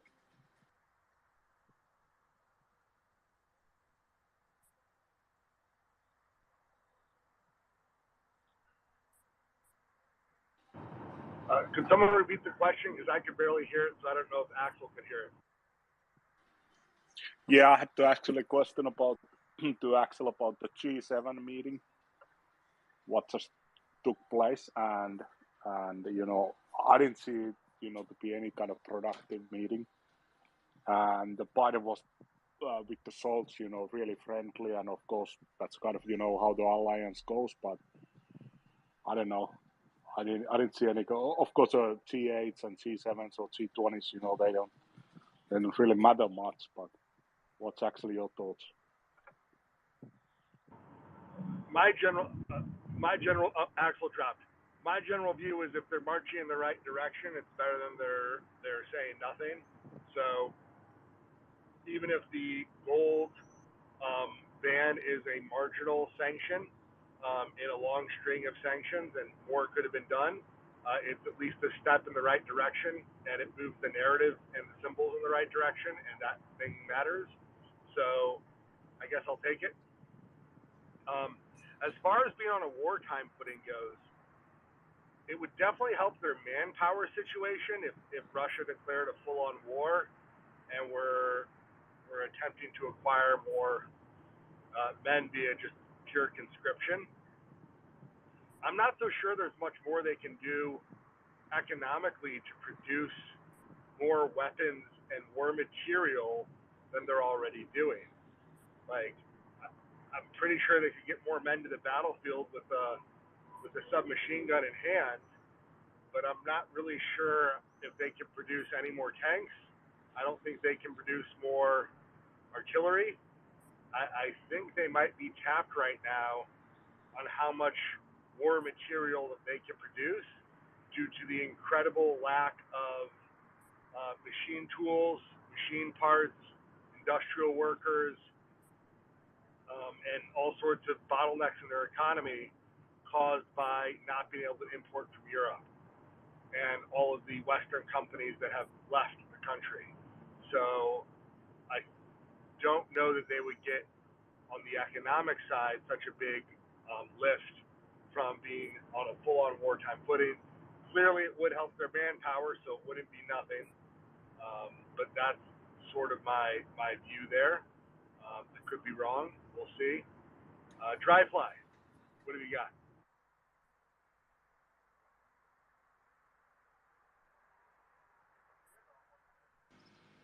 Hi, I just was out in the yard listening. I didn't know you'd get to me so quick, but I appreciate it. I got a question kind of for Axel. If he ever drops back in, you can kind of bounce it off him.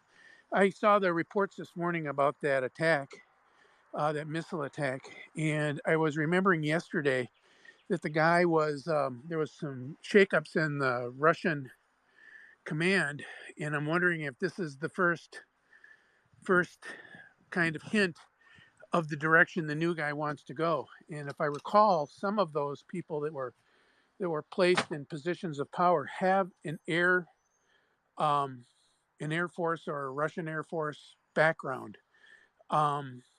It just rings to me that this smells just like kind of the Christmas bombing strategy, where you just pick up the air attack massively and hope that it brings the other side around. It almost never works. In fact, indications are that it usually does the reverse. It hardens the resolve of the population. But I was wondering if anyone has any feelings or sense or smell that this is the direction Russia's going to go, because they're having such a trouble on the ground. And I'll listen.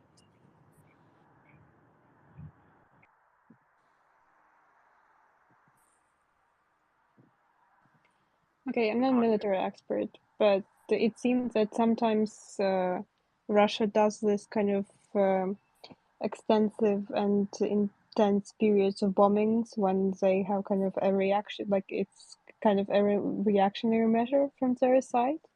So, for example, those kind of missiles, like 2 days ago and yesterday in Kiev, 2 days ago in Zhytomyr, so it coincided with a meeting of G7, and there were like multiple situations like that, and they're giving Ukraine a status of a candidate to European Union. There is also kind of some more intensified shelling. So there is kind of a pattern here. Again, I do not claim to be a military expert in any way, but they do tend to get petty with such events where the support for Ukraine is kind of pronounced on an international level. So I don't know what to comment regarding on what their like further strategy is going to be, but they do continue to push on in the east pretty much, and as far as I remember, they did manage to enter Severodonetsk entirely. Well, the reason I asked is that I did notice that there were a big shakeup in the general staff, and if they were satisfied with the results in Severodonetsk and Lysychansk, the progress there, they don't change their general staff. They give them an attaboy and push them forward. But what's happened is they made a change, and yeah, it coincides with the G7, so maybe that's it, or maybe it's just a coincidence. But when I saw all the air attacks in the last, I don't know, week or so, and then I read that the general staff is being shaken up, and that some of the guys, at least one of the important new people being brought in was from their Air Force. I just, in the back of my mind, kept thinking, okay, we're going to see a lot more air effort out of them, even if they have limited weapons. And the thing that I'm old enough to remember that was exactly what the U.S. did in Vietnam with the Christmas bombings, to try to push the North Vietnamese to back off. And it did get them to the negotiating table, which we were trying to do, but the Vietnamese never changed their plan or their directions as a result of it. It was really sort of a false victory on our part. But that doesn't stop superpowers from doing stupid things. I mean, the Russians could still try to do the same dumb thing. They thinking they could bomb Ukraine into submission. And I was just wondering what the thoughts were amongst people who have a better view of it than I do. Is this a real change, or is this just a coincidence? And that's what I guess. I mean, I don't need the answer today, but in the back of our minds, I sure would like to hear that addressed on this forum, because you guys got a lot of smart people who know more than I do. Anyway, I'll listen now. Thank you.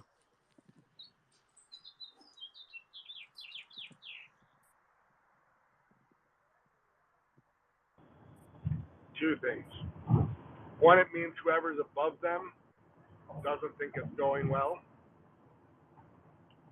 And given the amount of legacy corrupt leaders in the Russian military, and the fact that really successful Russian military leaders in the last 2 decades tend to find a way to get killed or randomly die of a heart attack or falling accident within a year or two of a war. Jamil Galib wrote a great post on this. He's my favorite guy to quote. I don't know that they have the guys who were in charge were particularly any good. So I think there's a sense at some level, very high up, that the current generals were not making the kind of progress that was hoped for on the ground, and that they got replaced.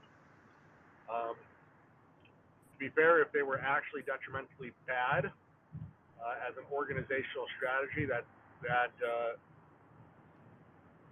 could lead to more effective Russian performance, only insofar as if the guy sucked, then if the next guy's just mediocre, he could be better. But it seems that a lot of their issues are structural, at which point repeatedly changing out mediocre officers just gives you major morale issues high up in the ranks as well as low in the ranks, and makes it harder for anyone to get their own strategy implemented and executed, and prioritizes sort of some various kinds of problematic corporate behavior, in this case military governmental behavior. So I think that it is absolutely noteworthy. I agree with you that it is a sign that they don't think things are going well, and I think that it is definitely, if you want to point to the kind of things that suggest the Russians think the Ukrainians are winning, that would be the first place I would point.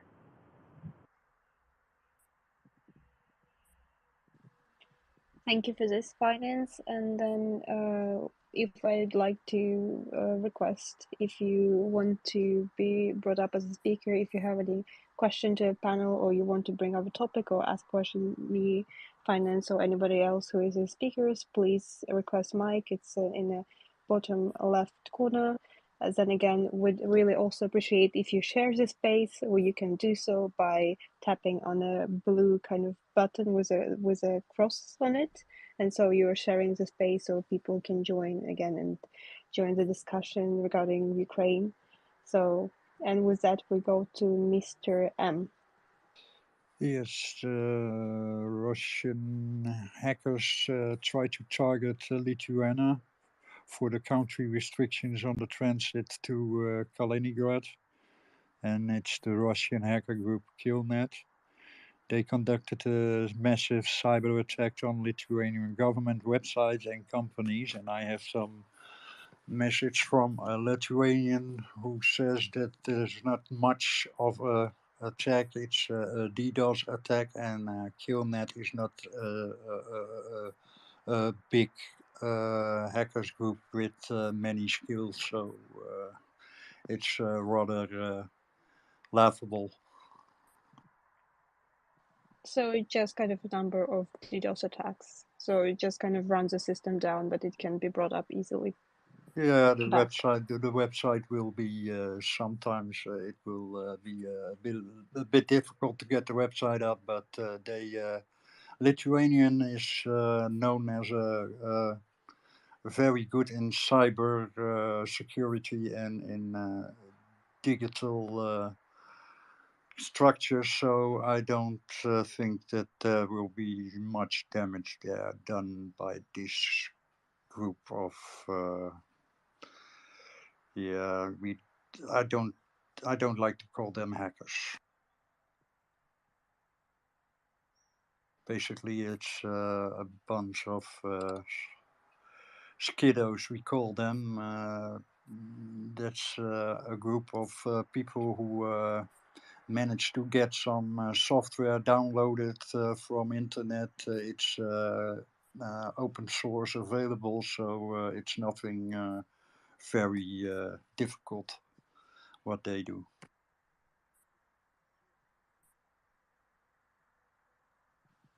Thank you, Mr. M. And we have Creeping joined it up. Yeah, if you have anything to add. yeah, Mr. M, that's great. So I'm sure they monitor those, right? As long as they catch that early, that's really good to hear. Because if that goes on for too long, that could be bad. But that's actually great news. Thank you. Yeah, the group who's conducting it, it's not a very skilled group, as I Excellent. learned. So excellent. Yeah.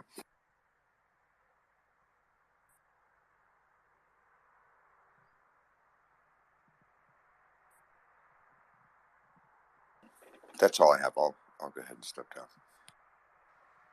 Thank you. So with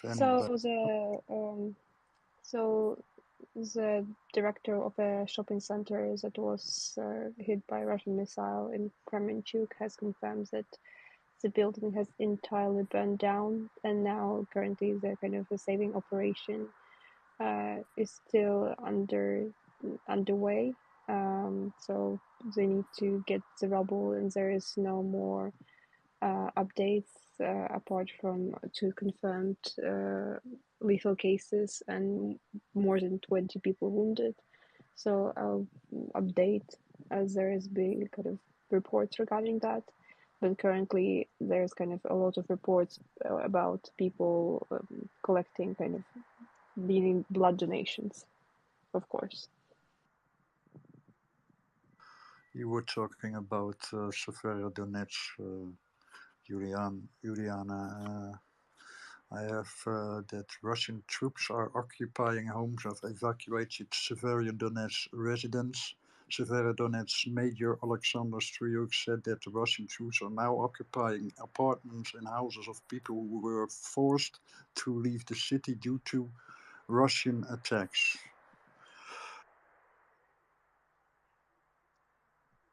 And I also saw another post of the foreign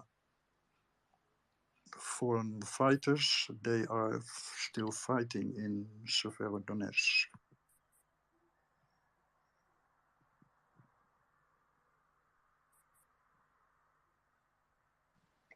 Thank you, Mr. M. And with that, we go to Regina.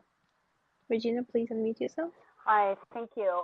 Quick question. Any more discussion coming out of the G7 meeting about labeling Russia a terrorist state? I know that it went through the U.S. Congress, and I think it was just waiting to be signed.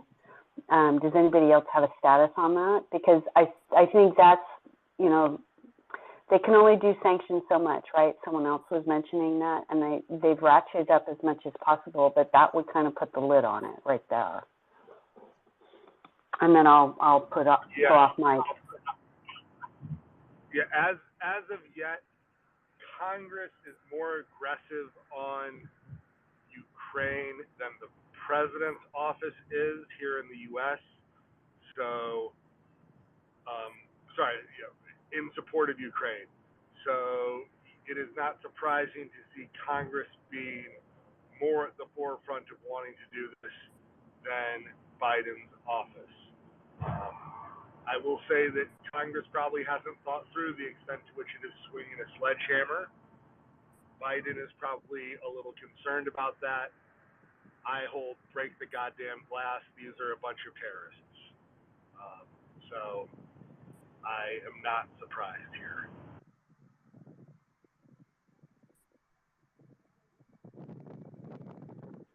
My thing is how much more is it going to take, right? How much more is it going to take before they just drop it and let it sit? Ma'am, I don't know why they didn't do this when Bucha came out. So yeah, exactly. Yeah, I know. I mean, to be fair, I don't know why the First Marines and 101st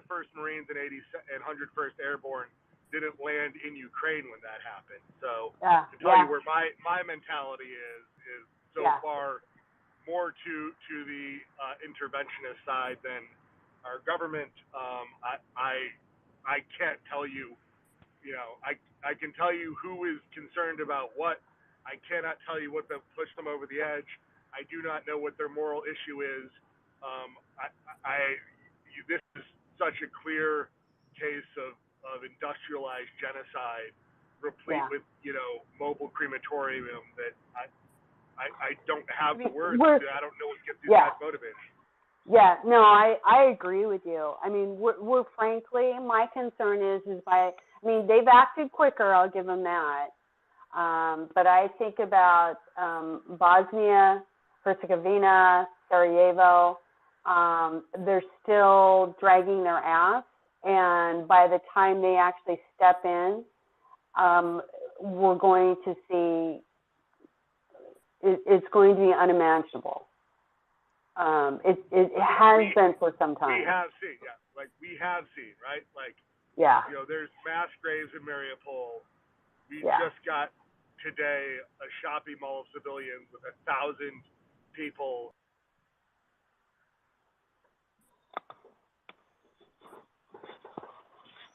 I couldn't hear you very well. Sorry, my check. Yeah. We are seeing regular daily atrocities. So we're agreed. I don't know what will get my Congress and my president to find their spine and do what it takes. Yeah. Thankfully, we're not being Germany. We are sending lots of stuff. I don't know why we're not sending almost everything, but we should be doing more because we can do more. Let's move to Princess. Princess. Good morning, and I am sort of waking up trying to catch up on what the heck has happened overnight, and I'm hearing it's awful.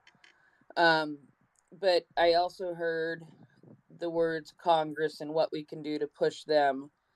And so I've talked a bit over the weekend about Adam Kinzinger and the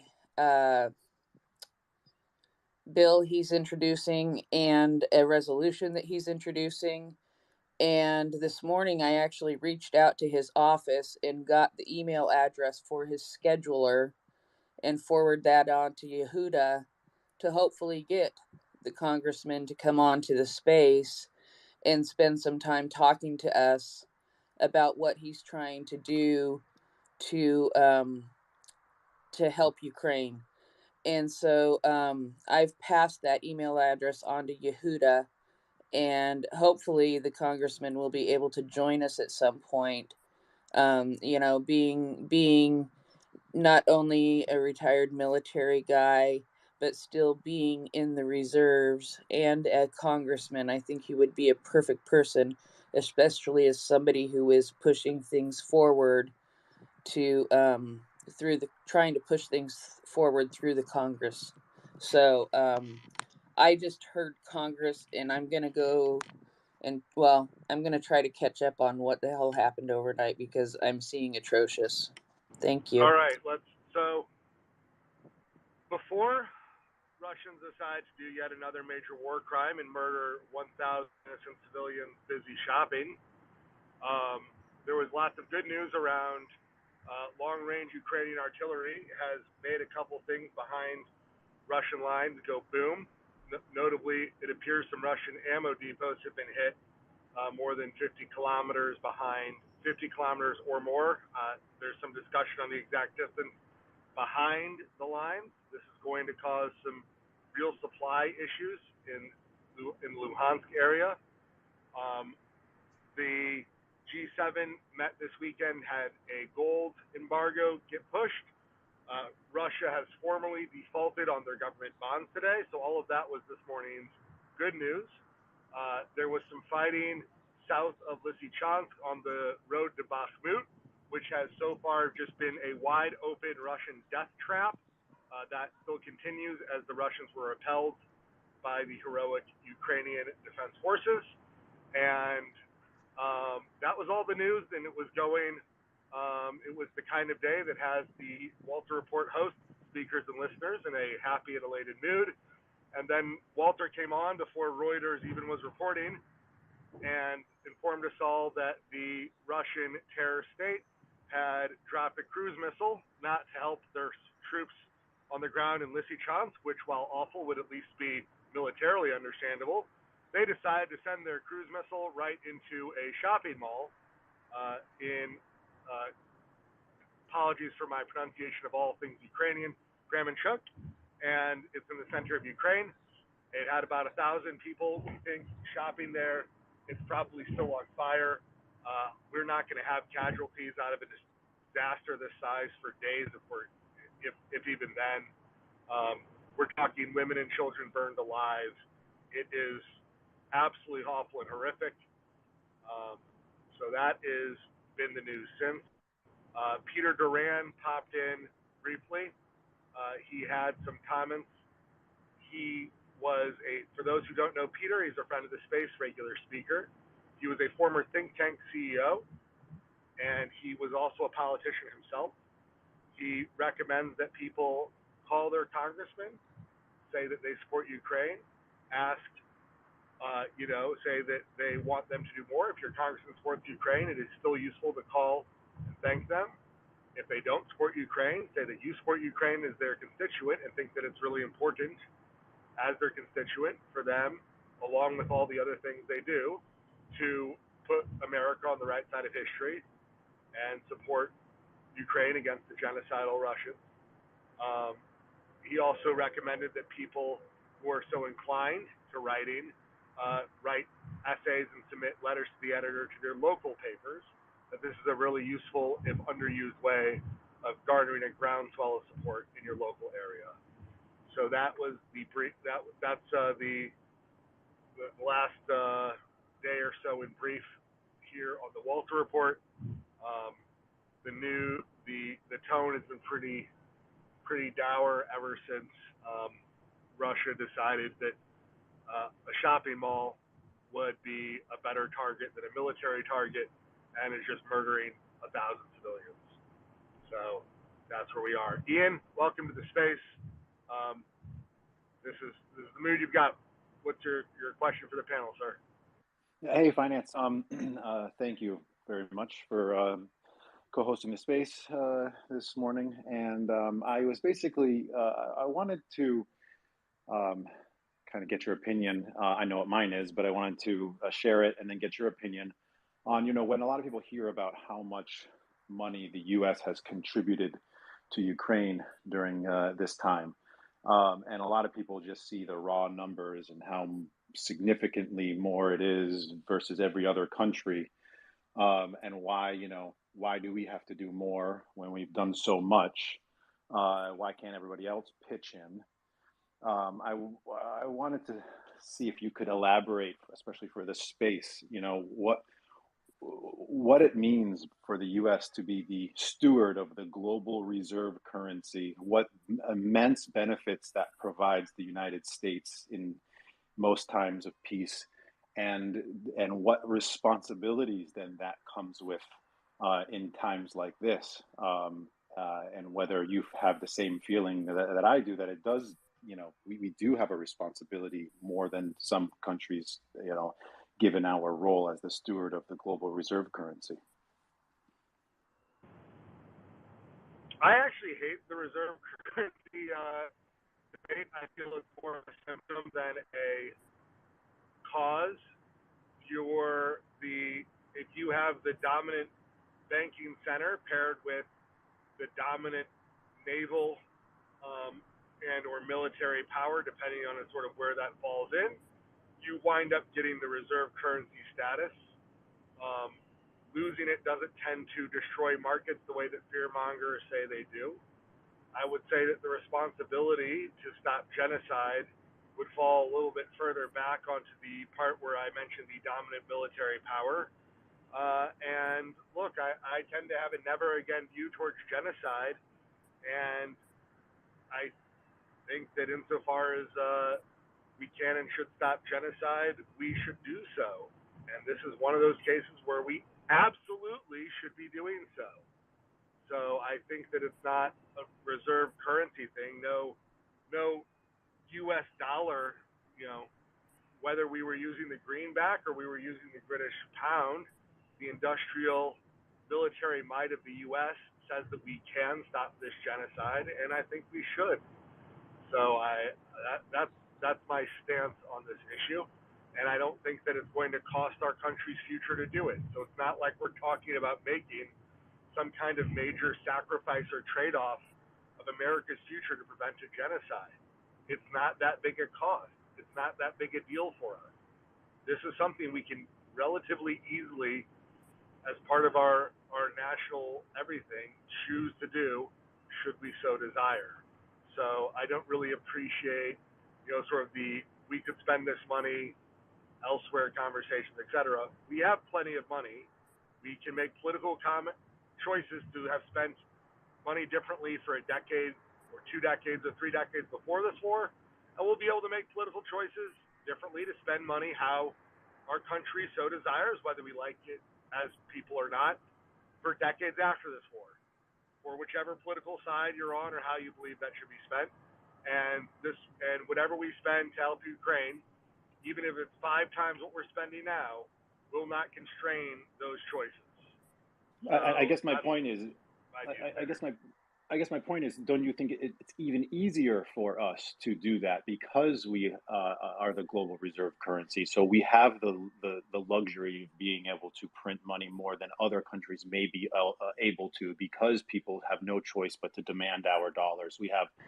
We're even in a better position to support this effort than we would be otherwise, and that's partly our, part of the responsibility of having control over the world reserve currency. In good times, we are able to print money and support ourselves with that luxury that some countries don't have. And in hard times, it's time for us to pony up and contribute.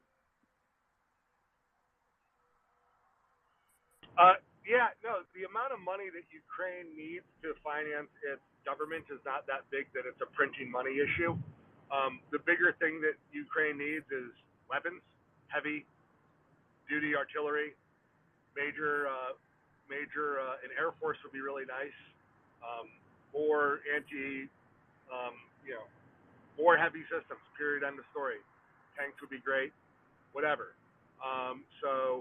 And when I say whatever, I mean literally whatever we can send them, we should be sending them. I would send them everything I would send them anything in our arsenal they asked for that wasn't a nuclear weapon. I would just ship it. That's my personal view on this situation.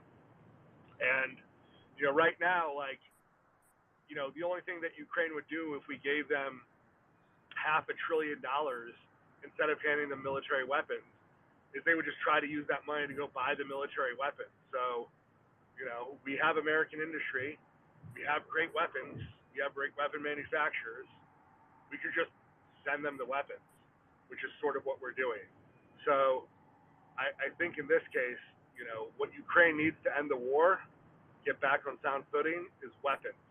They need enough money to keep their government afloat. They don't really need much more than that. That's not a huge amount of money in the current situation. What they need are weapons. Lots and lots of heavy weapons. The more the merrier. I see we have a ton of hands going up. I'm getting an applause from Walter. Thank you, Walter. I think the order is Lisa, then Regina, Lisa, then Alex, then Regina, then Tom. Can you hear me? Hello? Loud and clear. All right.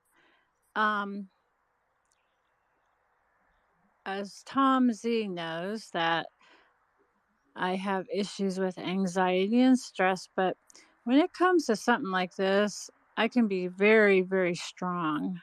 When it comes to other people and other situations, I'm very strong.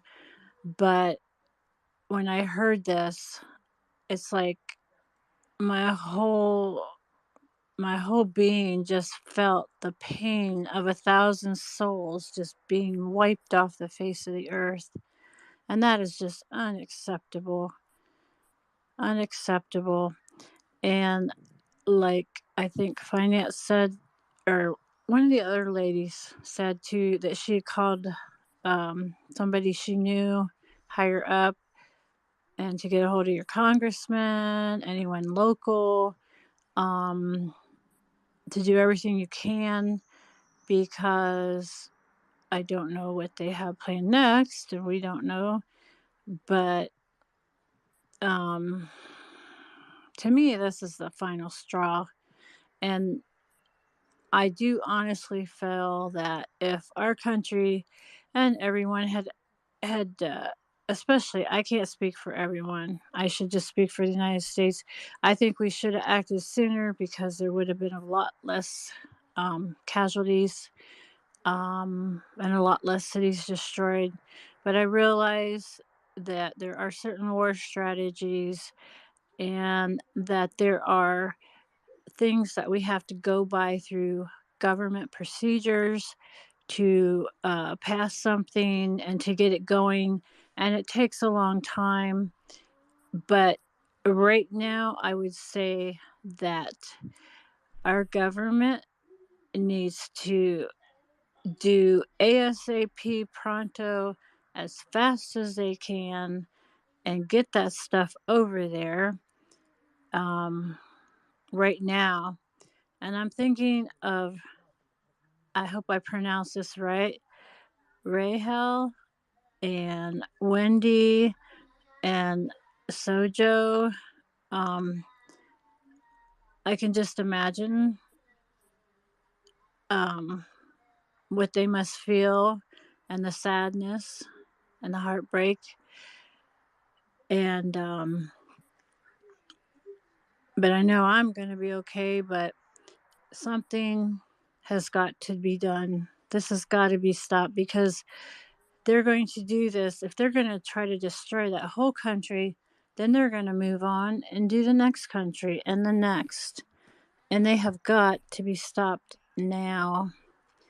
And that's just my personal opinion. And like I said, I realize that there are things that have to go into place before things happen. But I certainly hope that the right people make the right decisions and get together and get this thing done. And I want to thank Gunny and Daman for answering my messages that I sent them.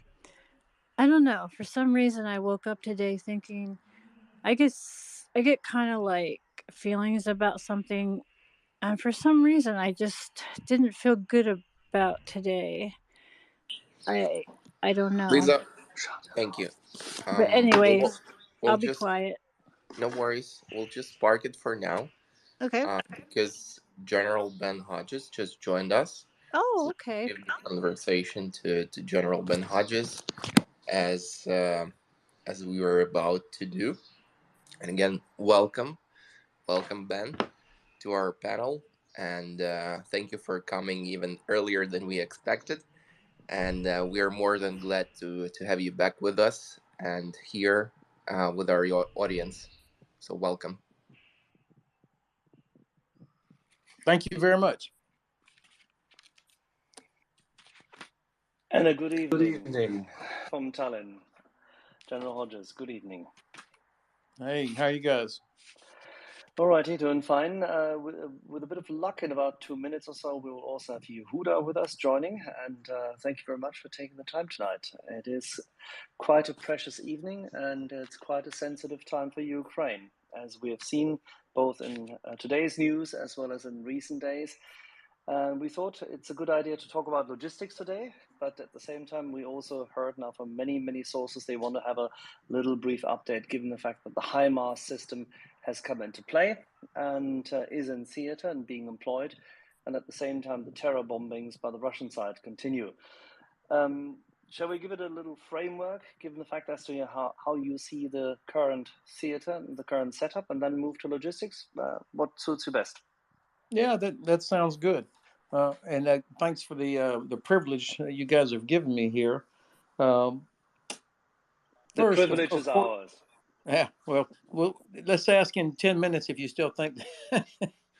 So, obviously, right now there are very important meetings going on in Elmau in Germany with the G7, addressing a lot of issues, but clearly it's against the backdrop of Russia's aggression against Ukraine.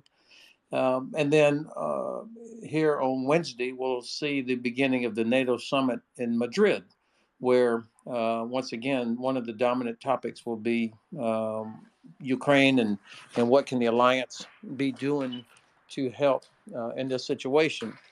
I think one of the best things that's going to come out of the NATO summit in Madrid is that Secretary General Stoltenberg has already said that the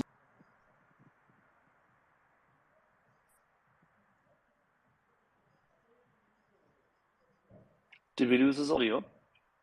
I believe so. Mic check. Yep. I will. All right, I'll message him.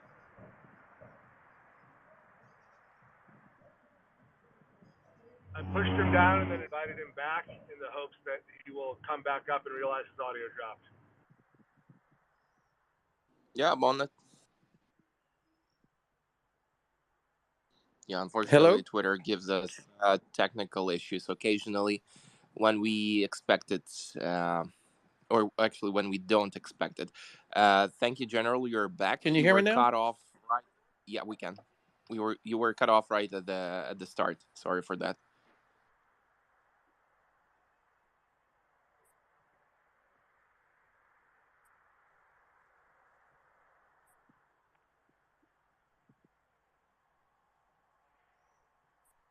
I think he's restarting his phone.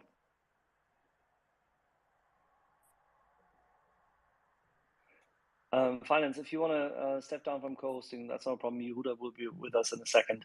Also, Walter, do you think you can cull the nest and clear the nest from whatever is there? Absolutely. I think we have General Ben Hodges. Can you back. fellas hear? Can you hear me now? Perfectly fine. Loud and clear. Okay. I don't know what happened there. It's Twitter. It happens from time to time. I apologize. No, it's okay. Anyway, I was just about to say that on Sunday the Russians launched missiles into downtown Kiev, hitting apartment buildings, killing and injuring once again innocent Ukrainian civilians. And of course, this is not an accident. They did this right as the G7 is getting started. So this is a great big FU from the Kremlin to the West, saying that they have zero respect, and they're doing this, of course, to put pressure in hopes that the unity of the West will crack and that we won't support Ukraine anymore. And I think actually we're going to see a continued unity of the West, continued support for Ukraine, and that actually, even though there's tough days right behind us and tough days ahead, I think by the middle to the end of July, we're going to see a significant change in events with as the effects of all of the artillery and rocket launchers that are being delivered to Ukraine begin to be felt. I think that the Russians have nothing else they can do other than shoot artillery right now. And I think this is going to crack. And that I sincerely believe that by the end of this year, we will be back to a to 23 February line. Okay.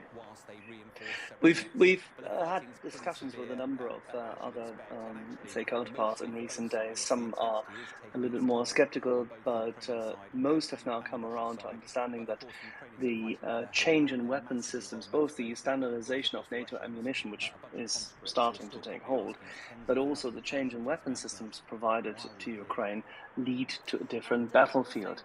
The provision of HIMARS on the one hand seems to have an immediate impact with a bit of luck.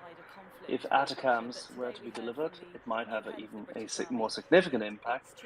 But it seems that the logistics machine of the group of 45 countries is working at full tilt, as opposed to what the Russians had expected. Yeah, the Russians made 4 calculations prior to launching this attack on Ukraine back in February. They had assumed that they would have a total force advantage, superiority in terms of numbers and capabilities and so on. They believed that they would be able to isolate Ukraine from the rest of the world, from the West, both physically isolating from the sea, but also that the West would not want to get involved. And they also believed that they would get a twofer out of this, that they would break Ukraine and that they would break the alliance. They were so sure of that. And then the 4th calculation that they made was that whatever challenges or casualties that they suffered, that the benefits for them would be so much more. In other words, there would be more gain than pain. Those were the 4 calculations that they made before going in. Of course, all 4 of those calculations turned out to be completely wrong. And instead, we now are in a situation where they have 85% of their land forces are committed in and around Ukraine, and yet they have not been able to win. They haven't been able to achieve hardly any. All the media and seems to want to restore Russian greatness, and that resonates well with his domestic audience. Oh, I think we have a connection issue again. Donbass down to the Crimea and a swathe of land. But as appears increasingly likely, this is the first chapter in a long series of chapters. I'm going to try to kick in here as well. I'm not sure I'll be able to maintain this connection, but I'll try, Walter. Latvia and Lithuania now fall under the protective umbrella of NATO, and therefore any threat to those nations would be a threat to NATO. NATO has to be prepared, and that's one of the reasons why you're seeing an increase in NATO activity and some more stoic narratives. Guys, can you hear me? Sorry for that. Yes, we can. Loud and clear. Loud and clear. We're good.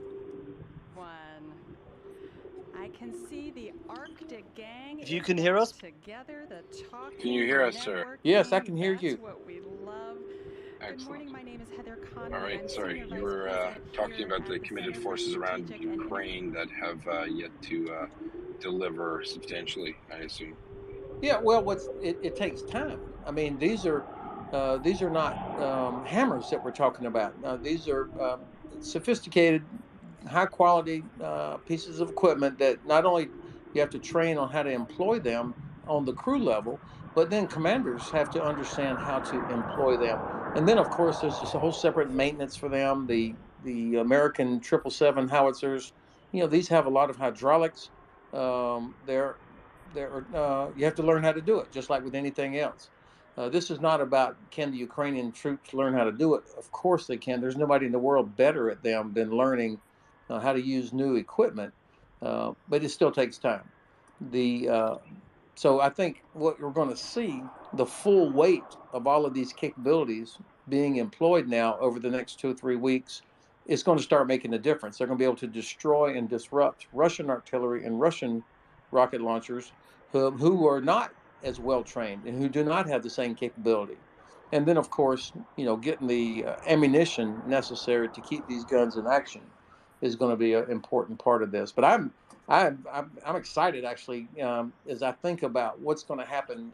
As we've already seen a few videos recently of the first HIMARS employment, what that did, the precision that comes from these weapons. So we don't have to match the Russians in tube for tube. It's a different level of capability. And as Ukrainian commanders become more and more confident and comfortable with these systems, I think it's going to be a very, very hot July for Russian forces. Sir, there's a lot of people who come in the room. They get very despondent. They seem to be really upset about why aren't all of these items and weapons platforms coming online right away. And some of us try to say to them exactly what you just said. It takes time, and they want to have a concentration of force where they have all of the new toys that they've been offered and given. Is that a fair assessment, that just because you're not seeing them deployed immediately? HIMARS is a little different because they obviously had some work on that in the background.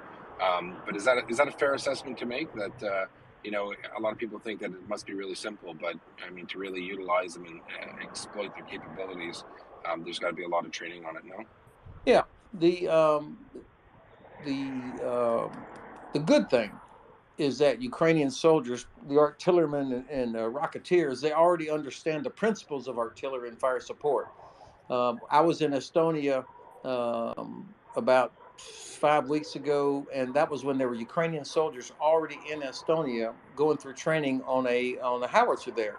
And I said, how long will it take them to be ready to go? And they said, well, since they already are trained on artillery, it'll take them about 2 weeks to learn how to use this particular howitzer. And so when they finished, they left Estonia and went straight back to Ukraine and got into the fight. The German Panzerhaubitze 2000, there were 7 from Germany and 5 from the Netherlands. This is an exceptional howitzer, but it's also as many German systems are, it's very good, but very complicated. So there's maintenance and a lot of things that have to be done, and you can't just hop in it like a rental car. The Germans had said it'll take about 6 weeks to learn for the crews to become proficient on the howitzer. Ukrainians asked if they could cut it in half to 3 weeks. They're at the German artillery school. The Germans agreed, and after about 1 week, the Ukrainians said, I think we need the full 6 weeks. And so, Germany was prepared to try and shorten it. And as it is, I think they still finished in about 5 weeks, and those howitzers then deployed with trained crews into the fight in Ukraine.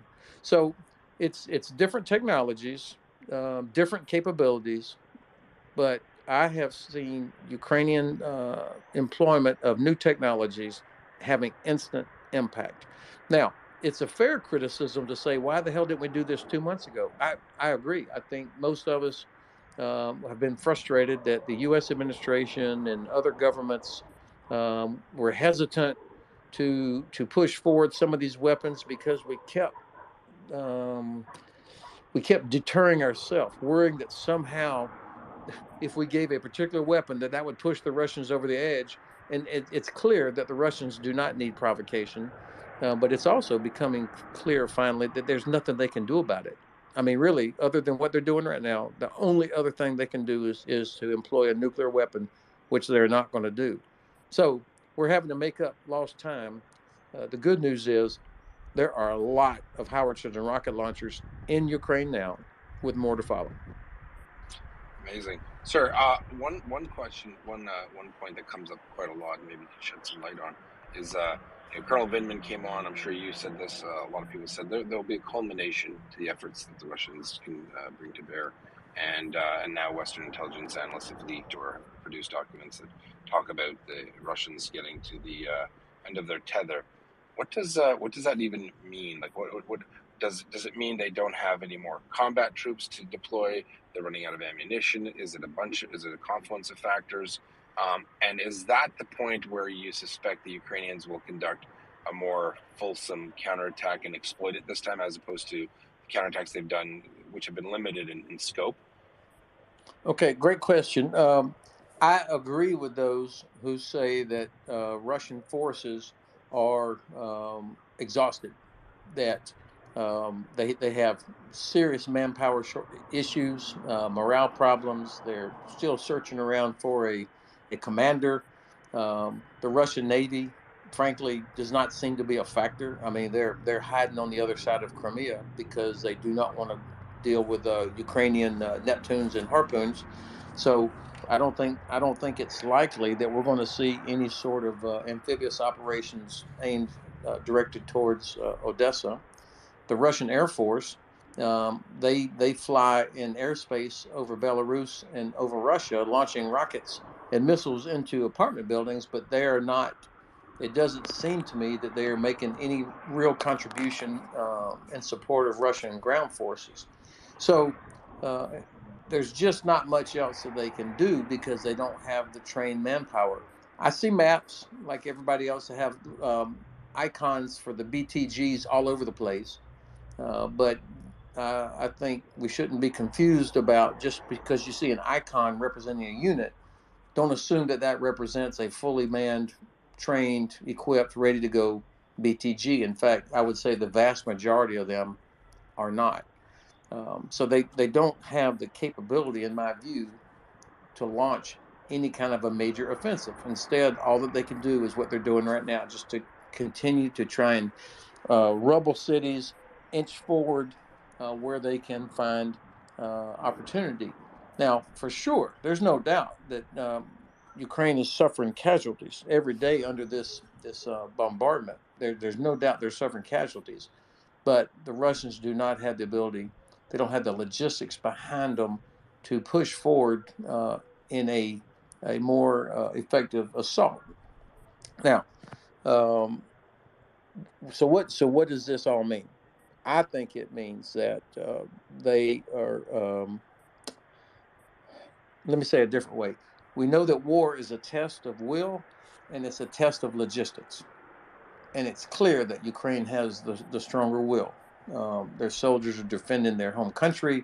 They have a lot of military age men and women still in Ukraine that need to be trained, but that they're available. So Ukraine has a different manpower challenge than does Russia. Russia is looking around for people. They're throwing bodies into a fight that have less than 2 weeks of training.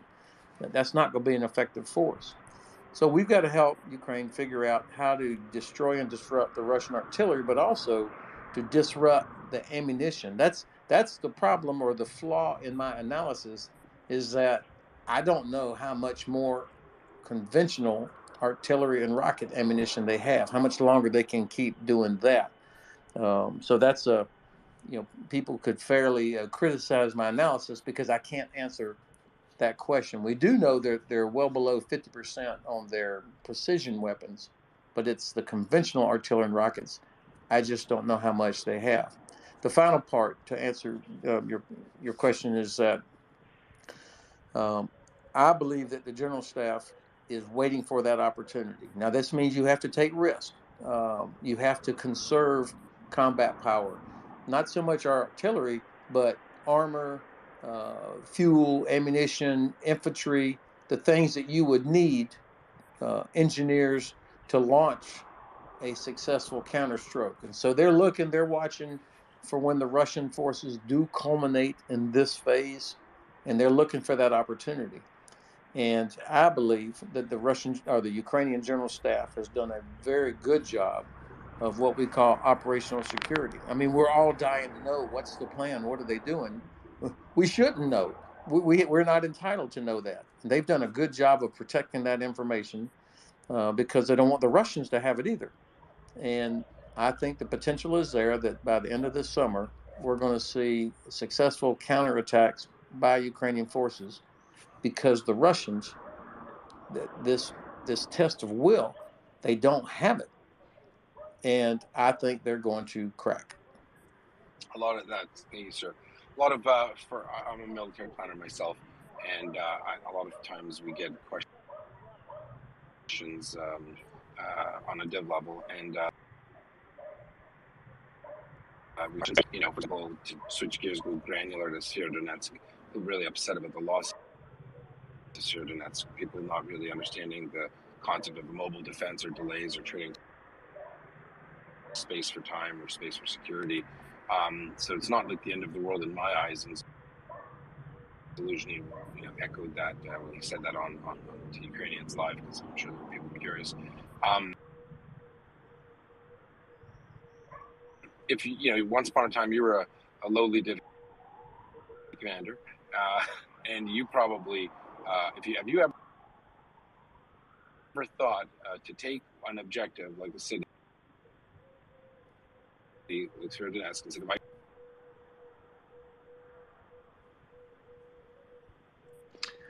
think Yehuda has connection problems. In the meanwhile, we were actually joined by Melania Podolyak from Yehuda?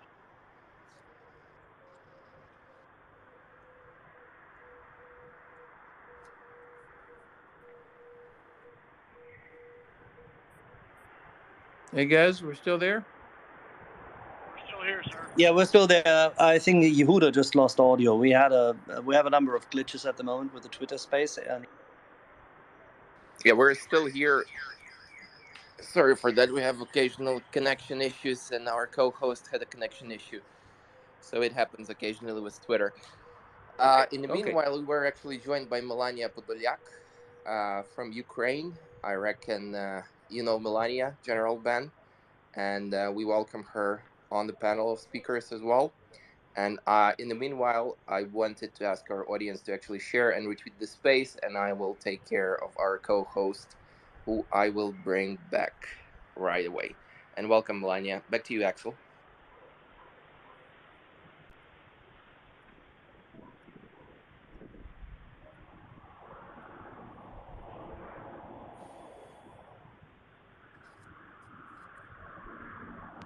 key thing. Okay, Axel just messaged me, and he's having audio trouble, so we're going to drop him down and bring him back up. Sorry about this, sir. Hit more of those ammunition depots.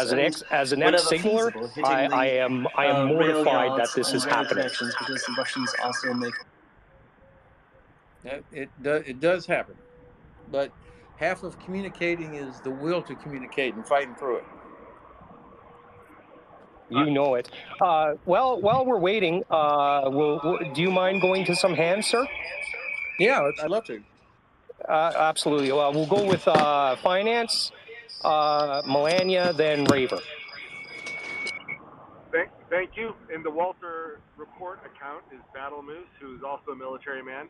I am not. I'm just one of the sometimes co-hosts here. Thank you very much, sir, for coming as a guest speaker. Really appreciate it. I wanted to ask you about the Ukrainian combat engineers. We've seen, as far as I can tell from my layman's knowledge, pretty impressive work between their civil and military. I can't tell the difference. The whole place is a war zone, of fixing things up pretty quickly. Ukrainian forces and civilians seem to be able to get across rivers pretty quickly, between it being their home country and whatever else, when Russians seem to be getting killed quickly doing these things.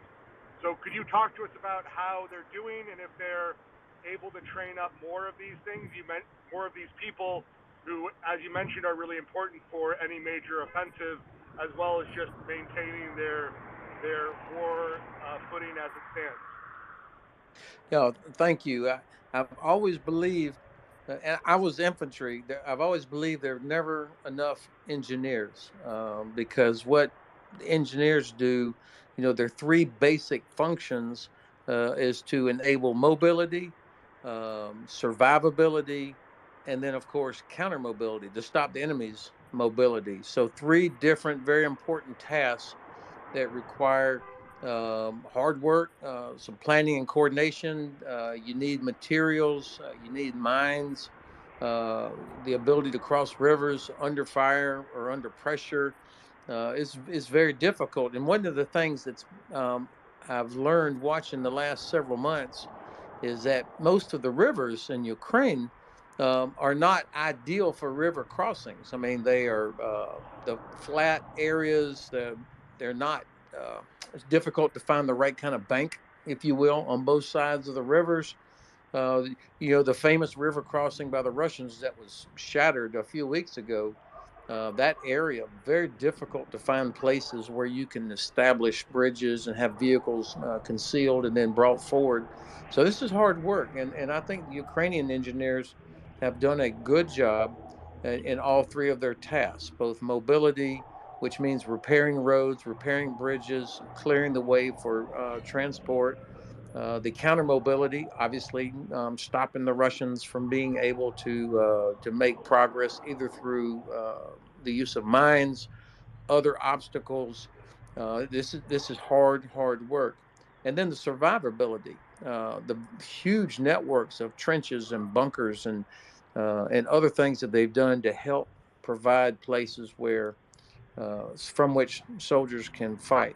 So I hope that, well, in fact, I'm sure of it, as Ukraine is, the army is so involved in the fight right now, we have to be thinking about what will our requirements be 6 months from now. So they've got to be investing, and this is very hard. You've got to be investing into education and training of junior officers and sergeants, because you're going to need them in the next 5 or 6 months, as the ones who are in the fight now become killed or wounded or exhausted. So that's an important part of it, and the skills required for good combat engineers are very important. Fortunately, many of them are resident in civil society. So you've got people that have the skills. Now you got to get them into engineering units. And General, thank you for that answer. And we actually have a member, really important member of Ukrainian civil society with us, Melania Podolyak, and she's an activist that works for the Serhiy Pritula Fund. She probably has a question for you. Melania, you have the mic, please. Thank you. Thank you, Lieutenant General. We've met a couple of years ago at Lviv Security Forum, if you remember. It's good to hear from you again. Thank you for all your contributions and expertise. It has been extremely helpful and informative. The question I have has to do more with the Russian side of it. I was wondering, well, my opinion is that one of the larger parts of Ukrainian success has been that we have had our fair share of experience in the last 8 years. And we've learned a lot, and that's why our military, we know what we're doing, at least, it's tough, but nevertheless. But how can you kind of analyze, and what do you think about the Russian ability to learn? How fast are they? how fast they learn from their mistakes, and should we expect some, you know, more advances from their side just because they're learning from their mistakes? Thank you. Yeah. Hey, Melania, very nice to hear your voice again, and I look forward to when we can do the Lviv Security Forum again very soon. Yeah, that's a very good question. I believe that Russians, they trust systems, they do not trust people. And so when the system fails, they have a difficult time reorienting, figuring out what happened. You know, one of the critical parts or critical elements of learning is acknowledging that you made mistakes and having a culture where people say, okay, I screwed this up. I didn't anticipate this, or we didn't execute like we should have. Or, I mean, to learn requires a willingness, an acknowledgement that you have to learn and fix things. And so I think my sense is that Russian military culture is not conducive to doing that. So fortunately for all of us, they still, after 4 months, they have not figured out a lot of the problems that they demonstrated in the first few weeks. And so they have defaulted to the one thing that they do know how to do, which is employ endless amounts of artillery against civilian targets. That's all that they can do so far. So, but they're not stupid. They'll eventually start figuring certain things out. Now, I believe that the Russians have 4 strategic tasks that they have to deal with right now. Number 1, they have to reorganize and regroup in order to get some sort of victory. They've got to find something that to claim to demonstrate to their own public. And I think that's what they're trying to do right now. They're trying to get to the point where they can say, okay, we finally denazified Luhansk and Donetsk, and then, you know, probably go to some sort of pause there. The second thing is I believe that they are very, very concerned about a color revolution, and they are focused on making sure that there is no revolt inside Russia. Of course, I can't see it, but I hear enough stories, enough anecdotes about unhappy parents of soldiers and sailors that were lost. I mean, you can't conceal all this forever, and you can't keep up the facade forever of what's actually happening. And so I think the Russians are having to devote a lot of energy and time to preventing a revolt at home. Their third strategic task is that they have got to stabilize their economy and find new markets, because they are desperately in need of, because this is also connected to stopping a revolt at home, is the preventing the sanctions from having effect on the population. Now, there's lots of reports out there that the Russians, they got more money, they had more income from gas and oil sales, more revenue than even before the war, but they're not able to spend that. And that's an important difference. These sanctions are having an effect. So the Russians are trying to figure out how do they stabilize their economy while all this is going on. And then the fourth strategic task they have is to reconstitute the power, the capabilities back to pre-conflict levels. I mean, they have suffered huge losses of people, much of their best equipment, and obviously huge amounts of their ammunition. What's interesting is that in order to do most of those, they're all connected. You got to have money to prevent the revolt at home, to keep people happy, as well as to reconstitute power. So they have some real challenges, and that's why I also think that we're not going to see a massive breakthrough somewhere or dramatic changes to how they're fighting now, because of these other tasks, strategic tasks that they're having to deal with. So, Melania, that's a little bit long. I apologize, but I just don't see them having the culture required. Let me tell a short story I heard from a Vietnam veteran, a boss I had one time. He said, Ben, 3 things saved the U.S. Army after Vietnam. And the U.S. Army, we were a mess after Vietnam. We had so many sergeants were killed, officers were killed, morale was terrible. He said 3 things saved us. Number 1, it was the creation of the National Training Center, where you had the toughest, most realistic training, where units would go there and get crushed until they got better. Secondly, the creation of the After Action Review, the AAR. This sounds simple, but it was a change of culture, where leaders and soldiers had to do critical self-reflection and acknowledge what had gone wrong so they could fix it. And then the third thing he said that saved the Army was the education of our sergeants, of non-commissioned officers, that invest in their education. I don't see any of those 3 things happening in Russia in the next 50 years, let alone the next 6 months. Thank you, No, General. thank you very much for your. In this case, it's always, in my opinion, the longer the answer, the better, because it gives better insight. Thank you very much. Okay.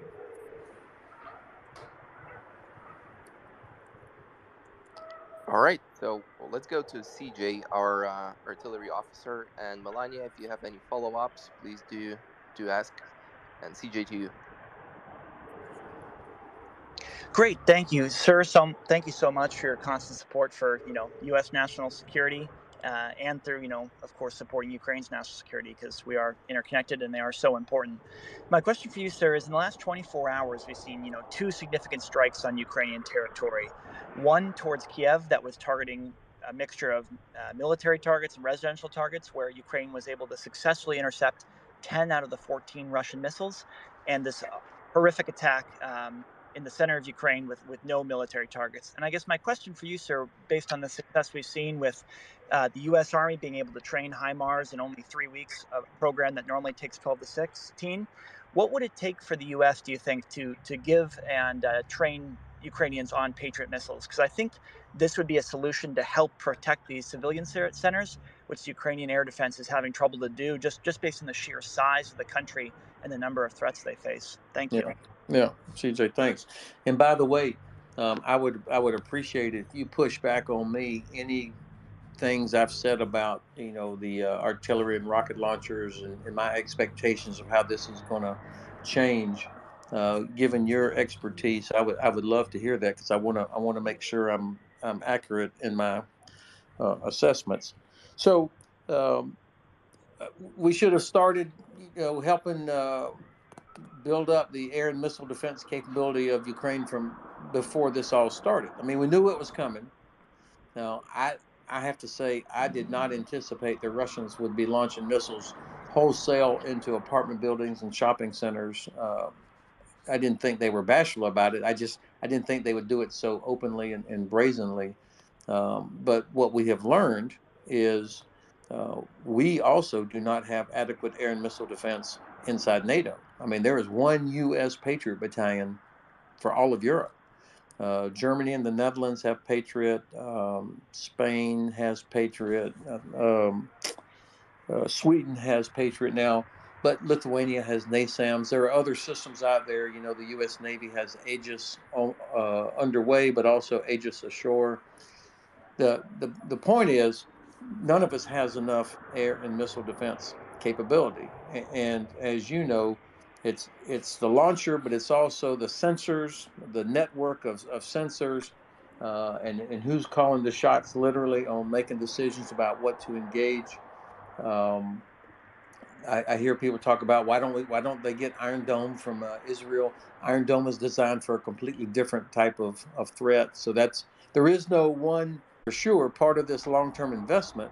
And I think I've seen this from Secretary Austin and Deputy Secretary Hicks, is that a long-term investment is part of the U.S. plan. So you have Ukrainian officers and NCOs come back to Fort Sill, for example, to the Fire Center of Excellence, and start training on various systems that we have. And the ATACMS, if I may just add, I cut out earlier. I apologize for the poor audio quality, which we all suffered from. But yet again, the ATACMS would actually give deep strike capacity, not as many in the media have portrayed, predominantly into Russia, albeit that there are legitimate military targets there, and Ukraine has always, just in the early days, constrained itself to them. as opposed to the Russians, but there are significantly deeper located maintenance facilities of the Russian army, which are extremely important for their artillery, and their munitions depots, which they could more easily reach, and with the rather silly, as a colleague of ours always says, rather silly weapon, this massive overload of ammunition and deep penetration into the ground capacity of the LIVECAMS, that is a different weapon than just the Gimlers, isn't it? Yeah, the range and the precision, as well as the warhead, make it very effective. And I think I understand why the administration has been reluctant to do this, but I think it's misguided, and I have some optimism that that policy will also change in the next week or two. I mean, that's kind of been the story here over the last 4 months. Is most of you will remember that we were arguing first, do we give javelin? That was finally done. Then it was like, oh, do we change to enable Ukrainian forces to be able to do exactly what you talked about, to go after these vulnerabilities that would wreck the entire supply chain for Russian artillery and Russian missile launches, is go after those vulnerabilities.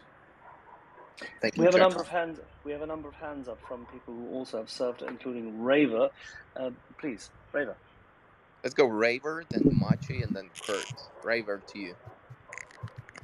Hey, General Sir, switching from systems real quick, I'd like to ask you a question about command, and specifically about the weight of command on these Ukrainian brigade commanders who have so much responsibility to make sure things don't go south. And I think you're uniquely positioned to tell us about that type of level of responsibility. Well, thank you. And the way you asked that question, I have a sense that you have some experience yourself. First of all, it's exhausting. I mean, it's not a 9-to-5 job; it's 24/7, and you're all of them are dealing with the threat of rockets or artillery landing on top of their bunker, or catching them out in the open when they're going around checking on their soldiers. They're physically, you're constantly worried about stuff. You don't have enough of anything. You don't have enough ammunition. You don't have enough food. You don't have enough medical care for the casualties that are being sustained. And it's a relentless kind of worry that eats at you, on top of your own sort of physical danger and risk. And whenever you do lose, whenever you lose your soldiers, you take it personal, because you'll think, oh man, I could have done something better if I'd have done this or whatever. So that matters. But I hope that they also have, this wonderful thing that we call the sergeant major, having a veteran soldier, a non-commissioned officer, who understands what's going on inside the companies and platoons and literally in the trenches. What a valuable asset that is. Extra set of eyes for the commander that can pay attention to the supply, to medical evacuation, and they can report back to the commander what's really going on parallel to the official reporting. And I loved it, having a sergeant major that was about my age, and that I could complain to, or that I could whine to, or that I could ask, like, what the hell should we be doing here? Now, of course, I would be willing to bet that almost no brigades in the Ukrainian army have all the right people at the right rank or experience for the positions, because we don't have that in the U.S. Army. You don't have it in the British Army. Nobody has it. So you end up with very often, for a variety of reasons, staff officers that are younger or less experienced or have less rank than it calls for in the official table of organization and equipment. And so this is a factor that you're constantly having to deal with as well. And then of course I don't know the situation over the heads of the brigade commanders. It seems to me that the general staff has actually done a good job adapting within the context of what they're doing. You know, it would have been gut-wrenching for any brigade commander or higher to make a decision to withdraw, especially if you've been fighting somewhere for a long period of time. You know, there's an emotional aspect to this, but then there's a practical sense. Is it better to pull back behind a river or to give up a certain area to be able to live to fight another day? And that also has a, I mean, that really wears on you. That it's exhausting. Thank you. Machi, I believe you have a question, then we'll go to Kurt.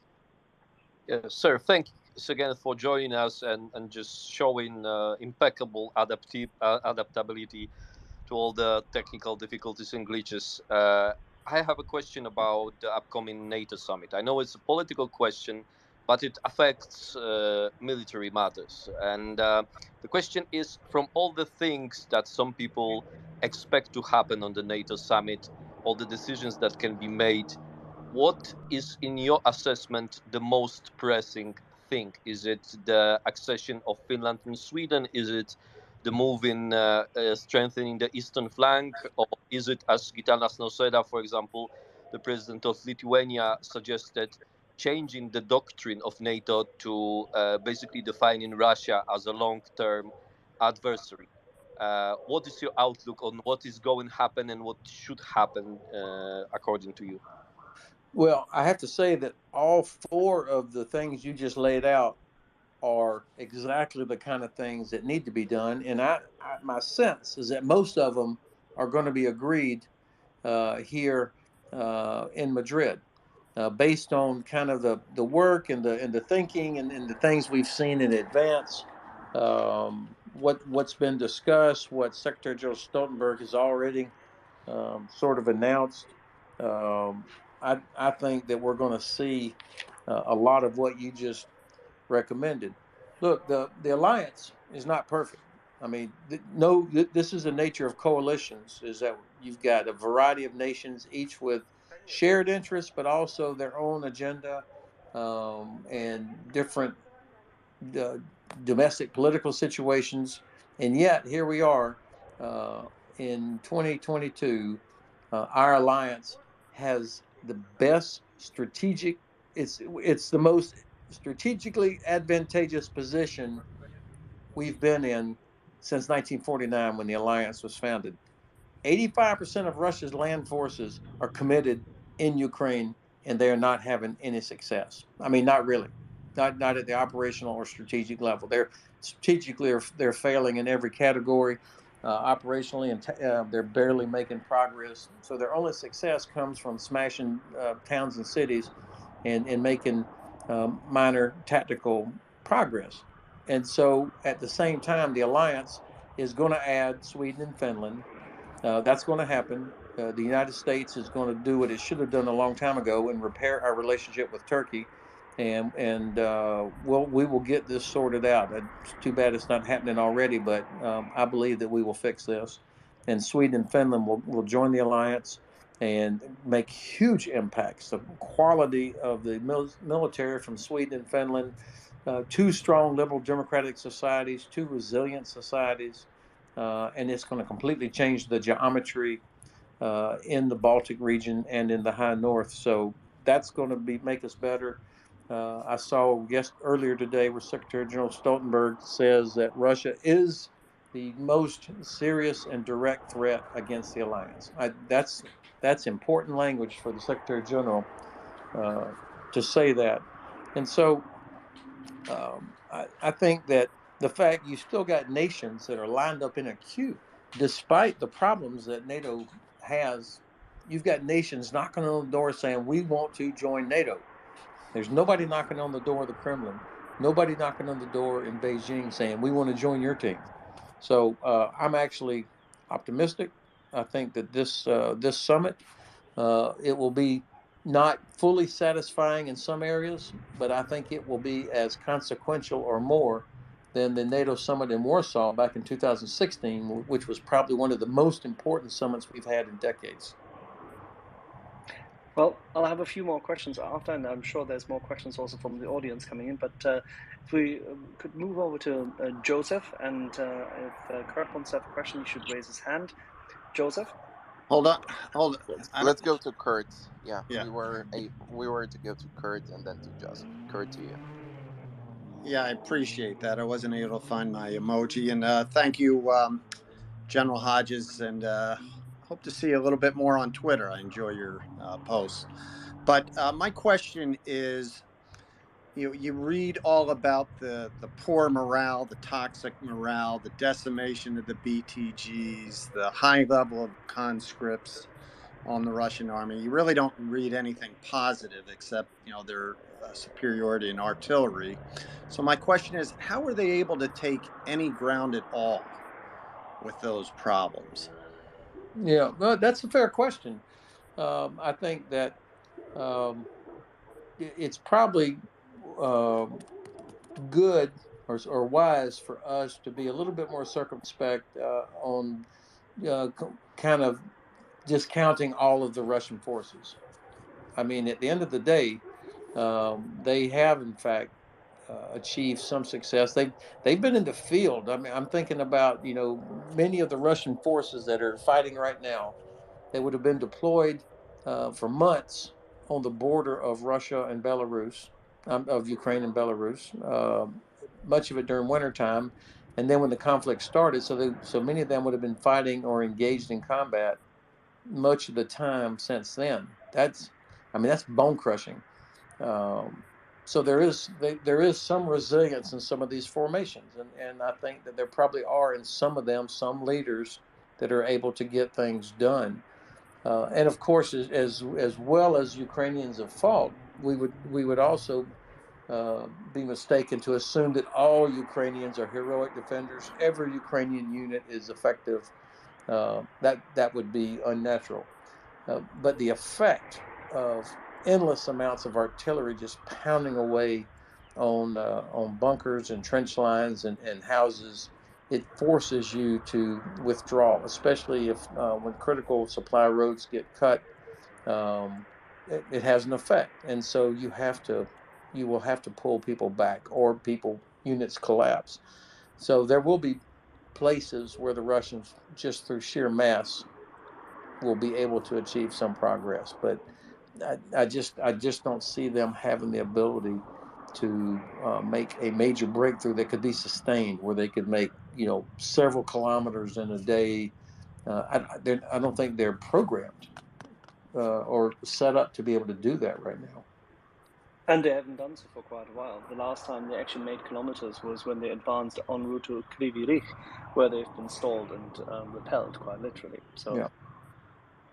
I had a question for both you and Melania, because Melania obviously has a significant better access to the local, view in that regard. But with those levels of attrition on the one side and the losses of Ukrainian soldiers on the other hand, the Russians make no big progress. How does that impact the Ukrainian view at this point in time? Because as General Hodges just explained, there's no real gain, but it seems like a gain. How does that feel in Ukraine? Well, you have to take into account the position of both Ukrainian public and Ukrainian military. I'm privileged to communicate with both of these groups of people anyway. And we are trying to contain ourselves from being too excited about certain progress we're making. We are very supportive of it, and it's very important that we make these little steps. But on the other side of that is the tragedy and the loss of people we know. So it is taking a huge toll. And the worst part of it is that we're not able to see sort of an end to it in the nearest future, because it's not just about repelling and stopping Russian forces from advancing. it's also, taking back the already occupied territories, which is proving to be quite difficult given, the amount of weapons that we have and Russians have and whatnot. I've spoken to a close friend of mine who's currently in the military in Mykolaiv. It is quite hard there, and he keeps telling me that, we could fight for Kherson. We're not that far away from it if we were given proper weapons, and if we were supplied properly, would be doing that already, but we can't because we are outnumbered in many ways, both in terms of personnel, in terms of arms. So we are remaining hopeful. I mean, everybody is. We believe in our military the same way we always have. It's just the point of war of attrition is to make everybody tired, and to make it, especially for civilians, is for them to feel as if this is A, forever, B, a lost cause. It's a tough question to ask, because I try not to judge the situation from my perspective, since it's a little bit, it's subjective. I'm way too emotionally invested in this, so I'm trying to talk to as many people as possible. But yeah, even though we are very proud, and even though we can see the progress, and even though we know that eventually it's going to be okay, we're hopeful. We're still it's a very careful optimism here. So we know for a fact it's going to take a lot of time still, and it's sadly going to take a lot more dead soldiers and dead civilians, and that is kind of the biggest issue now, is that people are getting very frustrated about it. But nobody's going to. Ukrainian public would never agree to any kind of secessions or any kind of I don't think. I have not seen any proper kind of sociological studies in that regard, what Ukrainians think about, some kind of peace deal and whatnot. But I have this feeling that any kind of peace deal on Russia's terms would not be accepted by the public and by the military. So yeah, it's tough, but nevertheless, we do what we can with our foundations, with our volunteers, with fundraising. And so I think we're prepared for this marathon. It's just a matter of being, careful about our optimism here. Understood. I mean, as you said, marathon, that brings us back to the topic of logistics. And I just wanted to highlight this. A few days ago, Ronald T. here in Estonia published an article, and I wanted to read out that quote because it pertains to exactly what General Hodges had said before. And this is about push and pull logistics. What Melania just evidences the constant cry-outs by Ukrainian armed forces, TDFs and the likes, for additional support, weapon systems and the likes. And that's classic pull. Ronald wrote, the combination of push logistics and centralized command makes Russia's military logistic system even less responsive in the face of the unpredictable and inevitable variations in supply encountered in highly fluid battle spaces. Let that sink in. The Ukrainian armed forces under their command are creating exactly that level of ambiguity, and they're providing for more fluid battle space wherever they can. Donbass is obviously the opposite. Now, how does that logistics culture of the Ukrainian military as of today differ, General Hodges? How do you see them operating in comparison to the Russians? Well, the first imperative of logistics is anticipation. The best logisticians are already thinking about what's going to be needed without being told what's needed, because commanders are in the fight and they won't always anticipate what they'll be needing down the road. So I think the general staff's logistics apparatus is having to grow seriously here while in the fight. My sense was that before February, it wasn't at the level of robustness and resilience and capacity that it is now, and that it needed to be. The distribution network inside Ukraine was not designed to be moving hundreds of thousands of tons of ammunition and supplies and heavy equipment under pressure from vicinity of Lviv all the way to the Donbass. I mean, it hadn't had to do that before, certainly not since World War II. And so the transportation infrastructure, rail, highways, bridges, the forklifts, all the stuff that's needed, I think is a limiting factor on Ukraine's ability to get all the new stuff into the fight. And this is where I really would like to see us, if we're not going to change our policy about having boots on the ground, like great U.S. Army or British Army logisticians, then let's get a commercial logistics company that can bring in expertise as well as hundreds of trucks and forklifts to help to augment what Ukraine is doing now to move stuff in and around the country to where it's needed. I think this was something that would have a significant impact.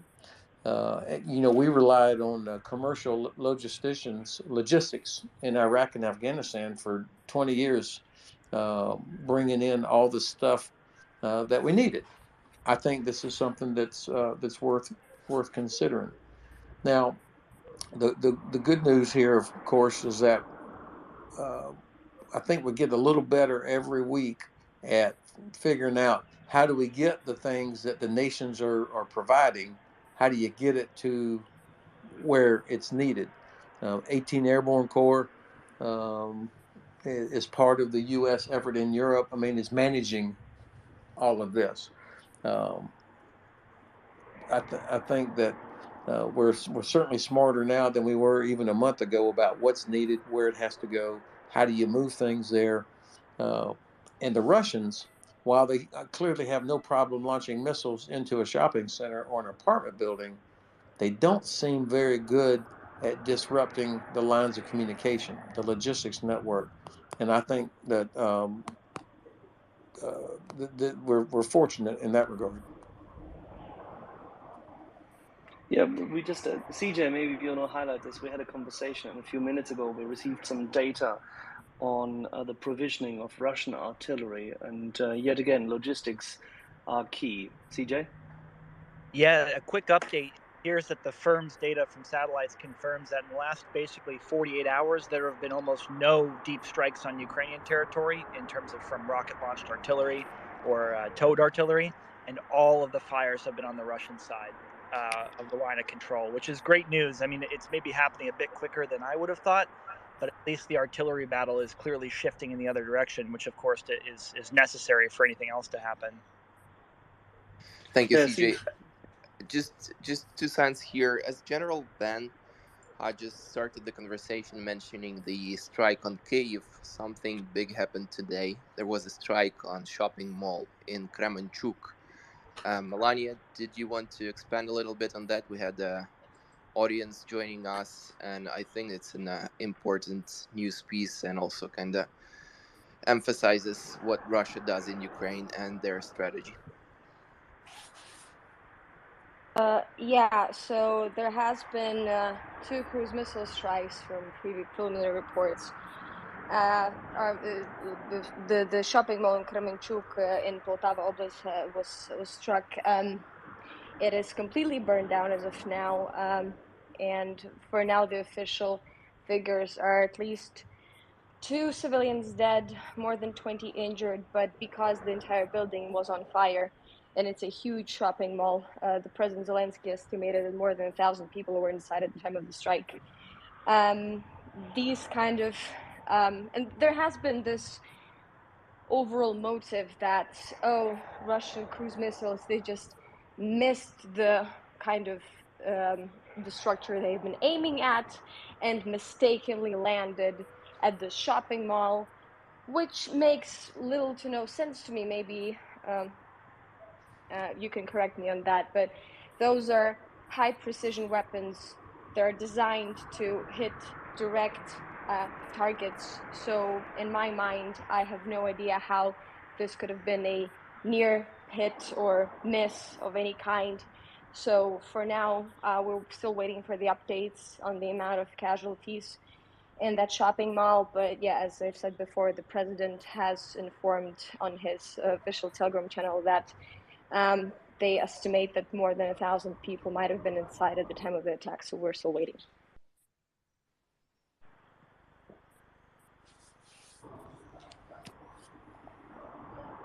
Yeah, potentially it's a terrible death toll on the civilian target. To you, Axel. Yeah, I was just about to highlight that is, I think General Hodges also stressed it at the beginning, that is the terror strategy they are running because they have nothing else to do. They lack the precision-guided ammunition, they lack the capacity to do different strikes, but they do know that they can hit both the civil population as well as Western opinion with this. But I tend to believe, General Hodges, it seems to me that the opinion in the West is turning given what they're seeing, especially when we can highlight that they are not making progress in Donbass when pushed, when their artillery is stopping. Yeah, I think I would imagine that the G7, they're sitting around the table there, and these kind of things happen, and it has to be infuriating for them. I mean, how foolish, the idea that we don't want to humiliate Putin when this is going on. So I think this is going to harden people like President Macron, Chancellor Scholz, Prime Minister Draghi. That's going to harden them towards any sense of somehow Putin is a guy that you can negotiate with, or that we want to have a ceasefire. And so this a tactic by the Russians, thinking that they can put pressure on all of us, that we would do anything just to avoid any further killing like this, is going to backfire. And I think German population, the French, and so on, realize what's at stake here, and that it won't stop unless we do stop them. And so my prediction is that we're going to see, I could be proven totally wrong, but my prediction is that we are going to see a resolve coming out of the G7 and the NATO summit. It's about defeating Russia. I mean, smashing them and making sure that they cannot keep doing this. I love what you just said. I don't want to, smashing them. That's exactly it. Joseph. Hi, General Hodges. Thanks so much for speaking to us. I've really appreciated all your insights. So I just wanted to go back briefly to what you were discussing in terms of Ukraine transitioning to more of a counteroffensive posture. So in terms of maybe the next 1 to 2 months, if you're looking at it from the Ukrainian side, do you think they need any additional capabilities to successfully conduct counteroffensives? And what do you think realistically NATO and other friendly countries could provide to help Ukraine most efficiently in the next 1 or 2 months to prepare them for counteroffensives? Thank you. Yeah, well, great question. Of course, I don't know exactly what the capabilities are in terms of mobile, armored formations, infantry fighting vehicles, the kind of things that would be needed if there was going to be a successful counterattack. And for sure, they will need a lot more rockets and artillery ammunition that would be part of any sort of a counteroffensive. But I think that what the West can do, in addition to the obvious things like that, intelligence, helping to identify vulnerabilities, location of Russian reserves, understanding what's going on the Russian side, that would be an important part of this. Also, if there's something we could do that would help take pressure away, I mean, whether it's a big NATO exercise or a U.S. something somewhere else on the periphery that would create a problem for the Russians. I really am anxious to see us repair our relationship with Turkey so that we can operate more effectively in the Black Sea region, for example.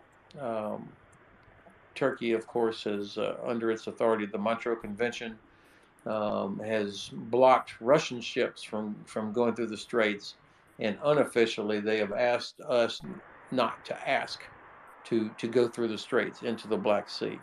And I think there's other things that we could do that would be useful as part of an overall approach for a Ukrainian counteroffensive. Now, there's huge risk involved because the Ukrainian General Staff, of course, they've got to pick the time, they got to pick the place, they have to conserve capabilities that these brigade commanders we were talking about earlier would love to have in the fight. But if you're going to have a counteroffensive that's going to achieve something at the operational level, you've got to take risk in order to build up those capabilities and preserve some operational security as well. I hope that this is what, and I hate to say hope, but you know, since I'm a spectator, I don't know for sure that they are doing that process and working out how and where they might do it, deception, other things that could be done. I actually have a lot of confidence in the Ukrainian General Staff. I mean, these are tough guys. They are clever war fighters, and I mean, without too much help, they have stopped Russia for 4 months. So I think that they'll be able to do what their grandfathers did in the Second World War, which is launch a successful counterstrike. And one last question. Just in terms of, we know that there's been fuel shortages at the civilian level. We know the military seems to have enough to conduct their broad operations, but in terms of an offensive operations, it seems like it would take a lot more fuel. So do you think that this is maybe a potential issue for Ukrainian offensive action? And is there anything that allies can do to sort of turn the fuel tap on a little higher? Thank you. And I'll stop now. Yeah, well, this is exactly what we were talking about earlier, the importance of, or the imperative of anticipation. You know, they would have started building up fuel supplies to sustain a counteroffensive if that's in the works. They would have to have done that and preserve it, even though it's desperately needed in other places. But this is what the priorities are about. A very short war story. I was a brigade commander during the invasion of Iraq in 2003. I was commanded 1st Brigade of the 101st. Very proud in history, and I was fired up about what we were doing. And then my mission, I was diverted to protect the MSR, the main supply route outside of Najaf, in order to allow the 3rd Infantry Division to build up their fuel supply for the final attack on Baghdad, because the Saddam Fedayeen kept coming out of Najaf and destroying the 5,000-gallon tankers full of fuel that were needed to keep Abrams tanks and Bradley fighting vehicles moving forward. And I remember being so doggone frustrated. I thought, there's no glory in guarding my main supply route. How stupid was that that was an essential part of enabling our 3rd U.S. Army's 3rd Infantry Division to be able to launch this attack on Baghdad. They had to build up the fuel necessary to do it, to sustain combat operations with armored vehicles.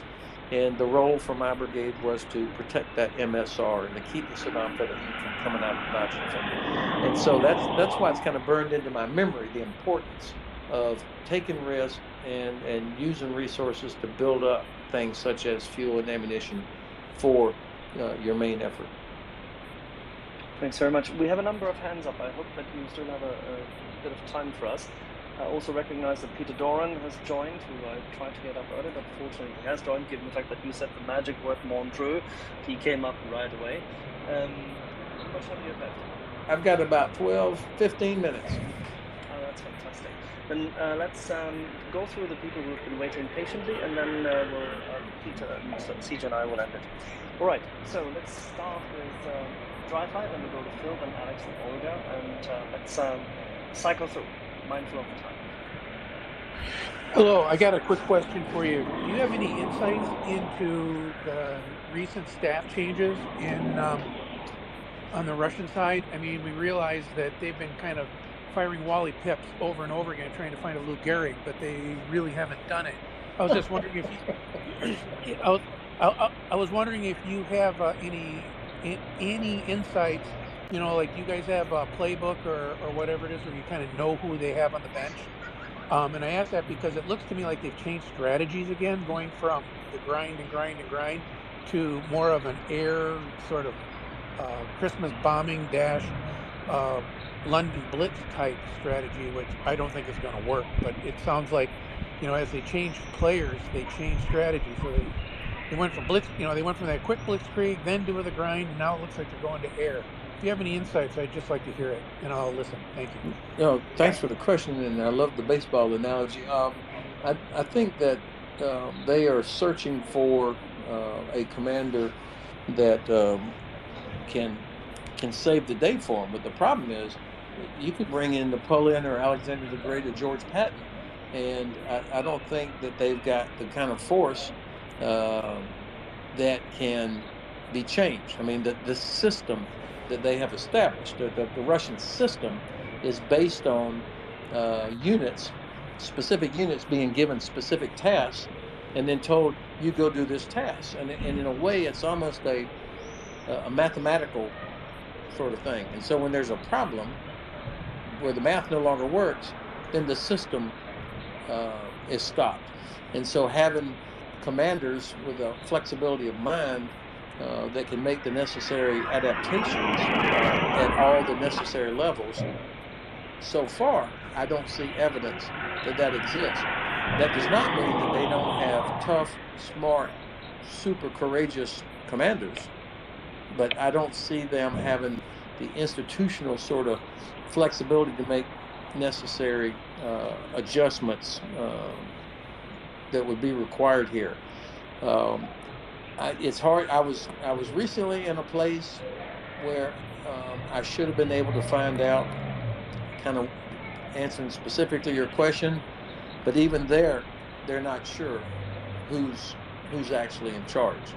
I would have expected that Shoigu and Gerasimov would have been sacked by now. They haven't, which is interesting. It could be that, you know, for political reasons, Shoigu's still in post, and because Gerasimov seems to be the only, I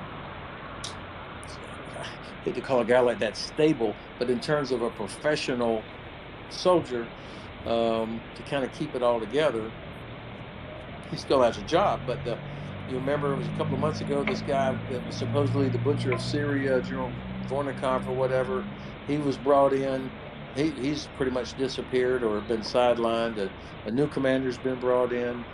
I don't know, frankly, who it is, and it doesn't seem that they have established a single joint commander who could task the Air Force and the Navy as well as land forces to get the joint effects that would make a huge difference for them if they were able to bring all that together. So I think they really are at their default, which is attrition with artillery. And if you heard what I offered about earlier in the program, the four strategic tasks that they're focused on, you know, only one of them deals with the actual battlefield right now, and that's just to do whatever's necessary to achieve some sort of victory now.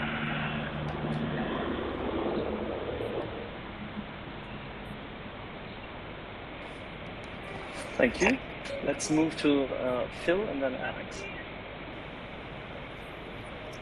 Thank you, and thank you, General Hodge, for your service and your amazing insights. I just had a question kind of about logistics, because we went over it so heavily, and it's so important in your, you know, your 4 points that we need moving forward. Is kind of the electronic warfare capabilities of Russia have improved from the beginning of the war till now, where even the Ukrainians are saying that some of the drones are less effective because of the electronic warfare capabilities. The other thing, you know, cyber warfare is important in Russia, and they just initiated a cyber attack on Lithuania today. That was announced. My question is, are we doing enough to address those issues to help Ukraine during the next phase of the war? Thank you. Yeah, excellent question. I had expected that the Russian electronic warfare capability would be much more effective from the very beginning because of the capabilities that they had put on display back in 2014, 15, and 16, and recognizing our own shortcomings in the U.S. Military because of what we've been doing the last 20 years. But it does seem now that they have begun to improve or make better use of their capabilities. I also have heard open source that many of the drones that we've provided are not effective in a GPS denied environment. They're not effective for obvious reasons, and so I'm going to make a pretty informed guess that we are going to school on all this, that we're paying close attention to what works, what doesn't work, bandwidth issues, range issues, how can we harden the links from ground control stations to drones so that they are not so easily dropped. So that sort of effort is underway, but it's not the kind of thing that would be advertised. Appreciate it, and thank you. By the way, Olga, please, you go first. I apologize. I overlooked you because on my screen, not all avatars showed up. Olga. All right, great. Thank you. Thank you so much, General Hodges, for your service and for your support of Ukraine. You've been in NATO. You've been, Secretary of NATO. And what kind of concerns me, and I think also a lot of Ukrainians also and other people around the world, is that before the war was started, Putin was warned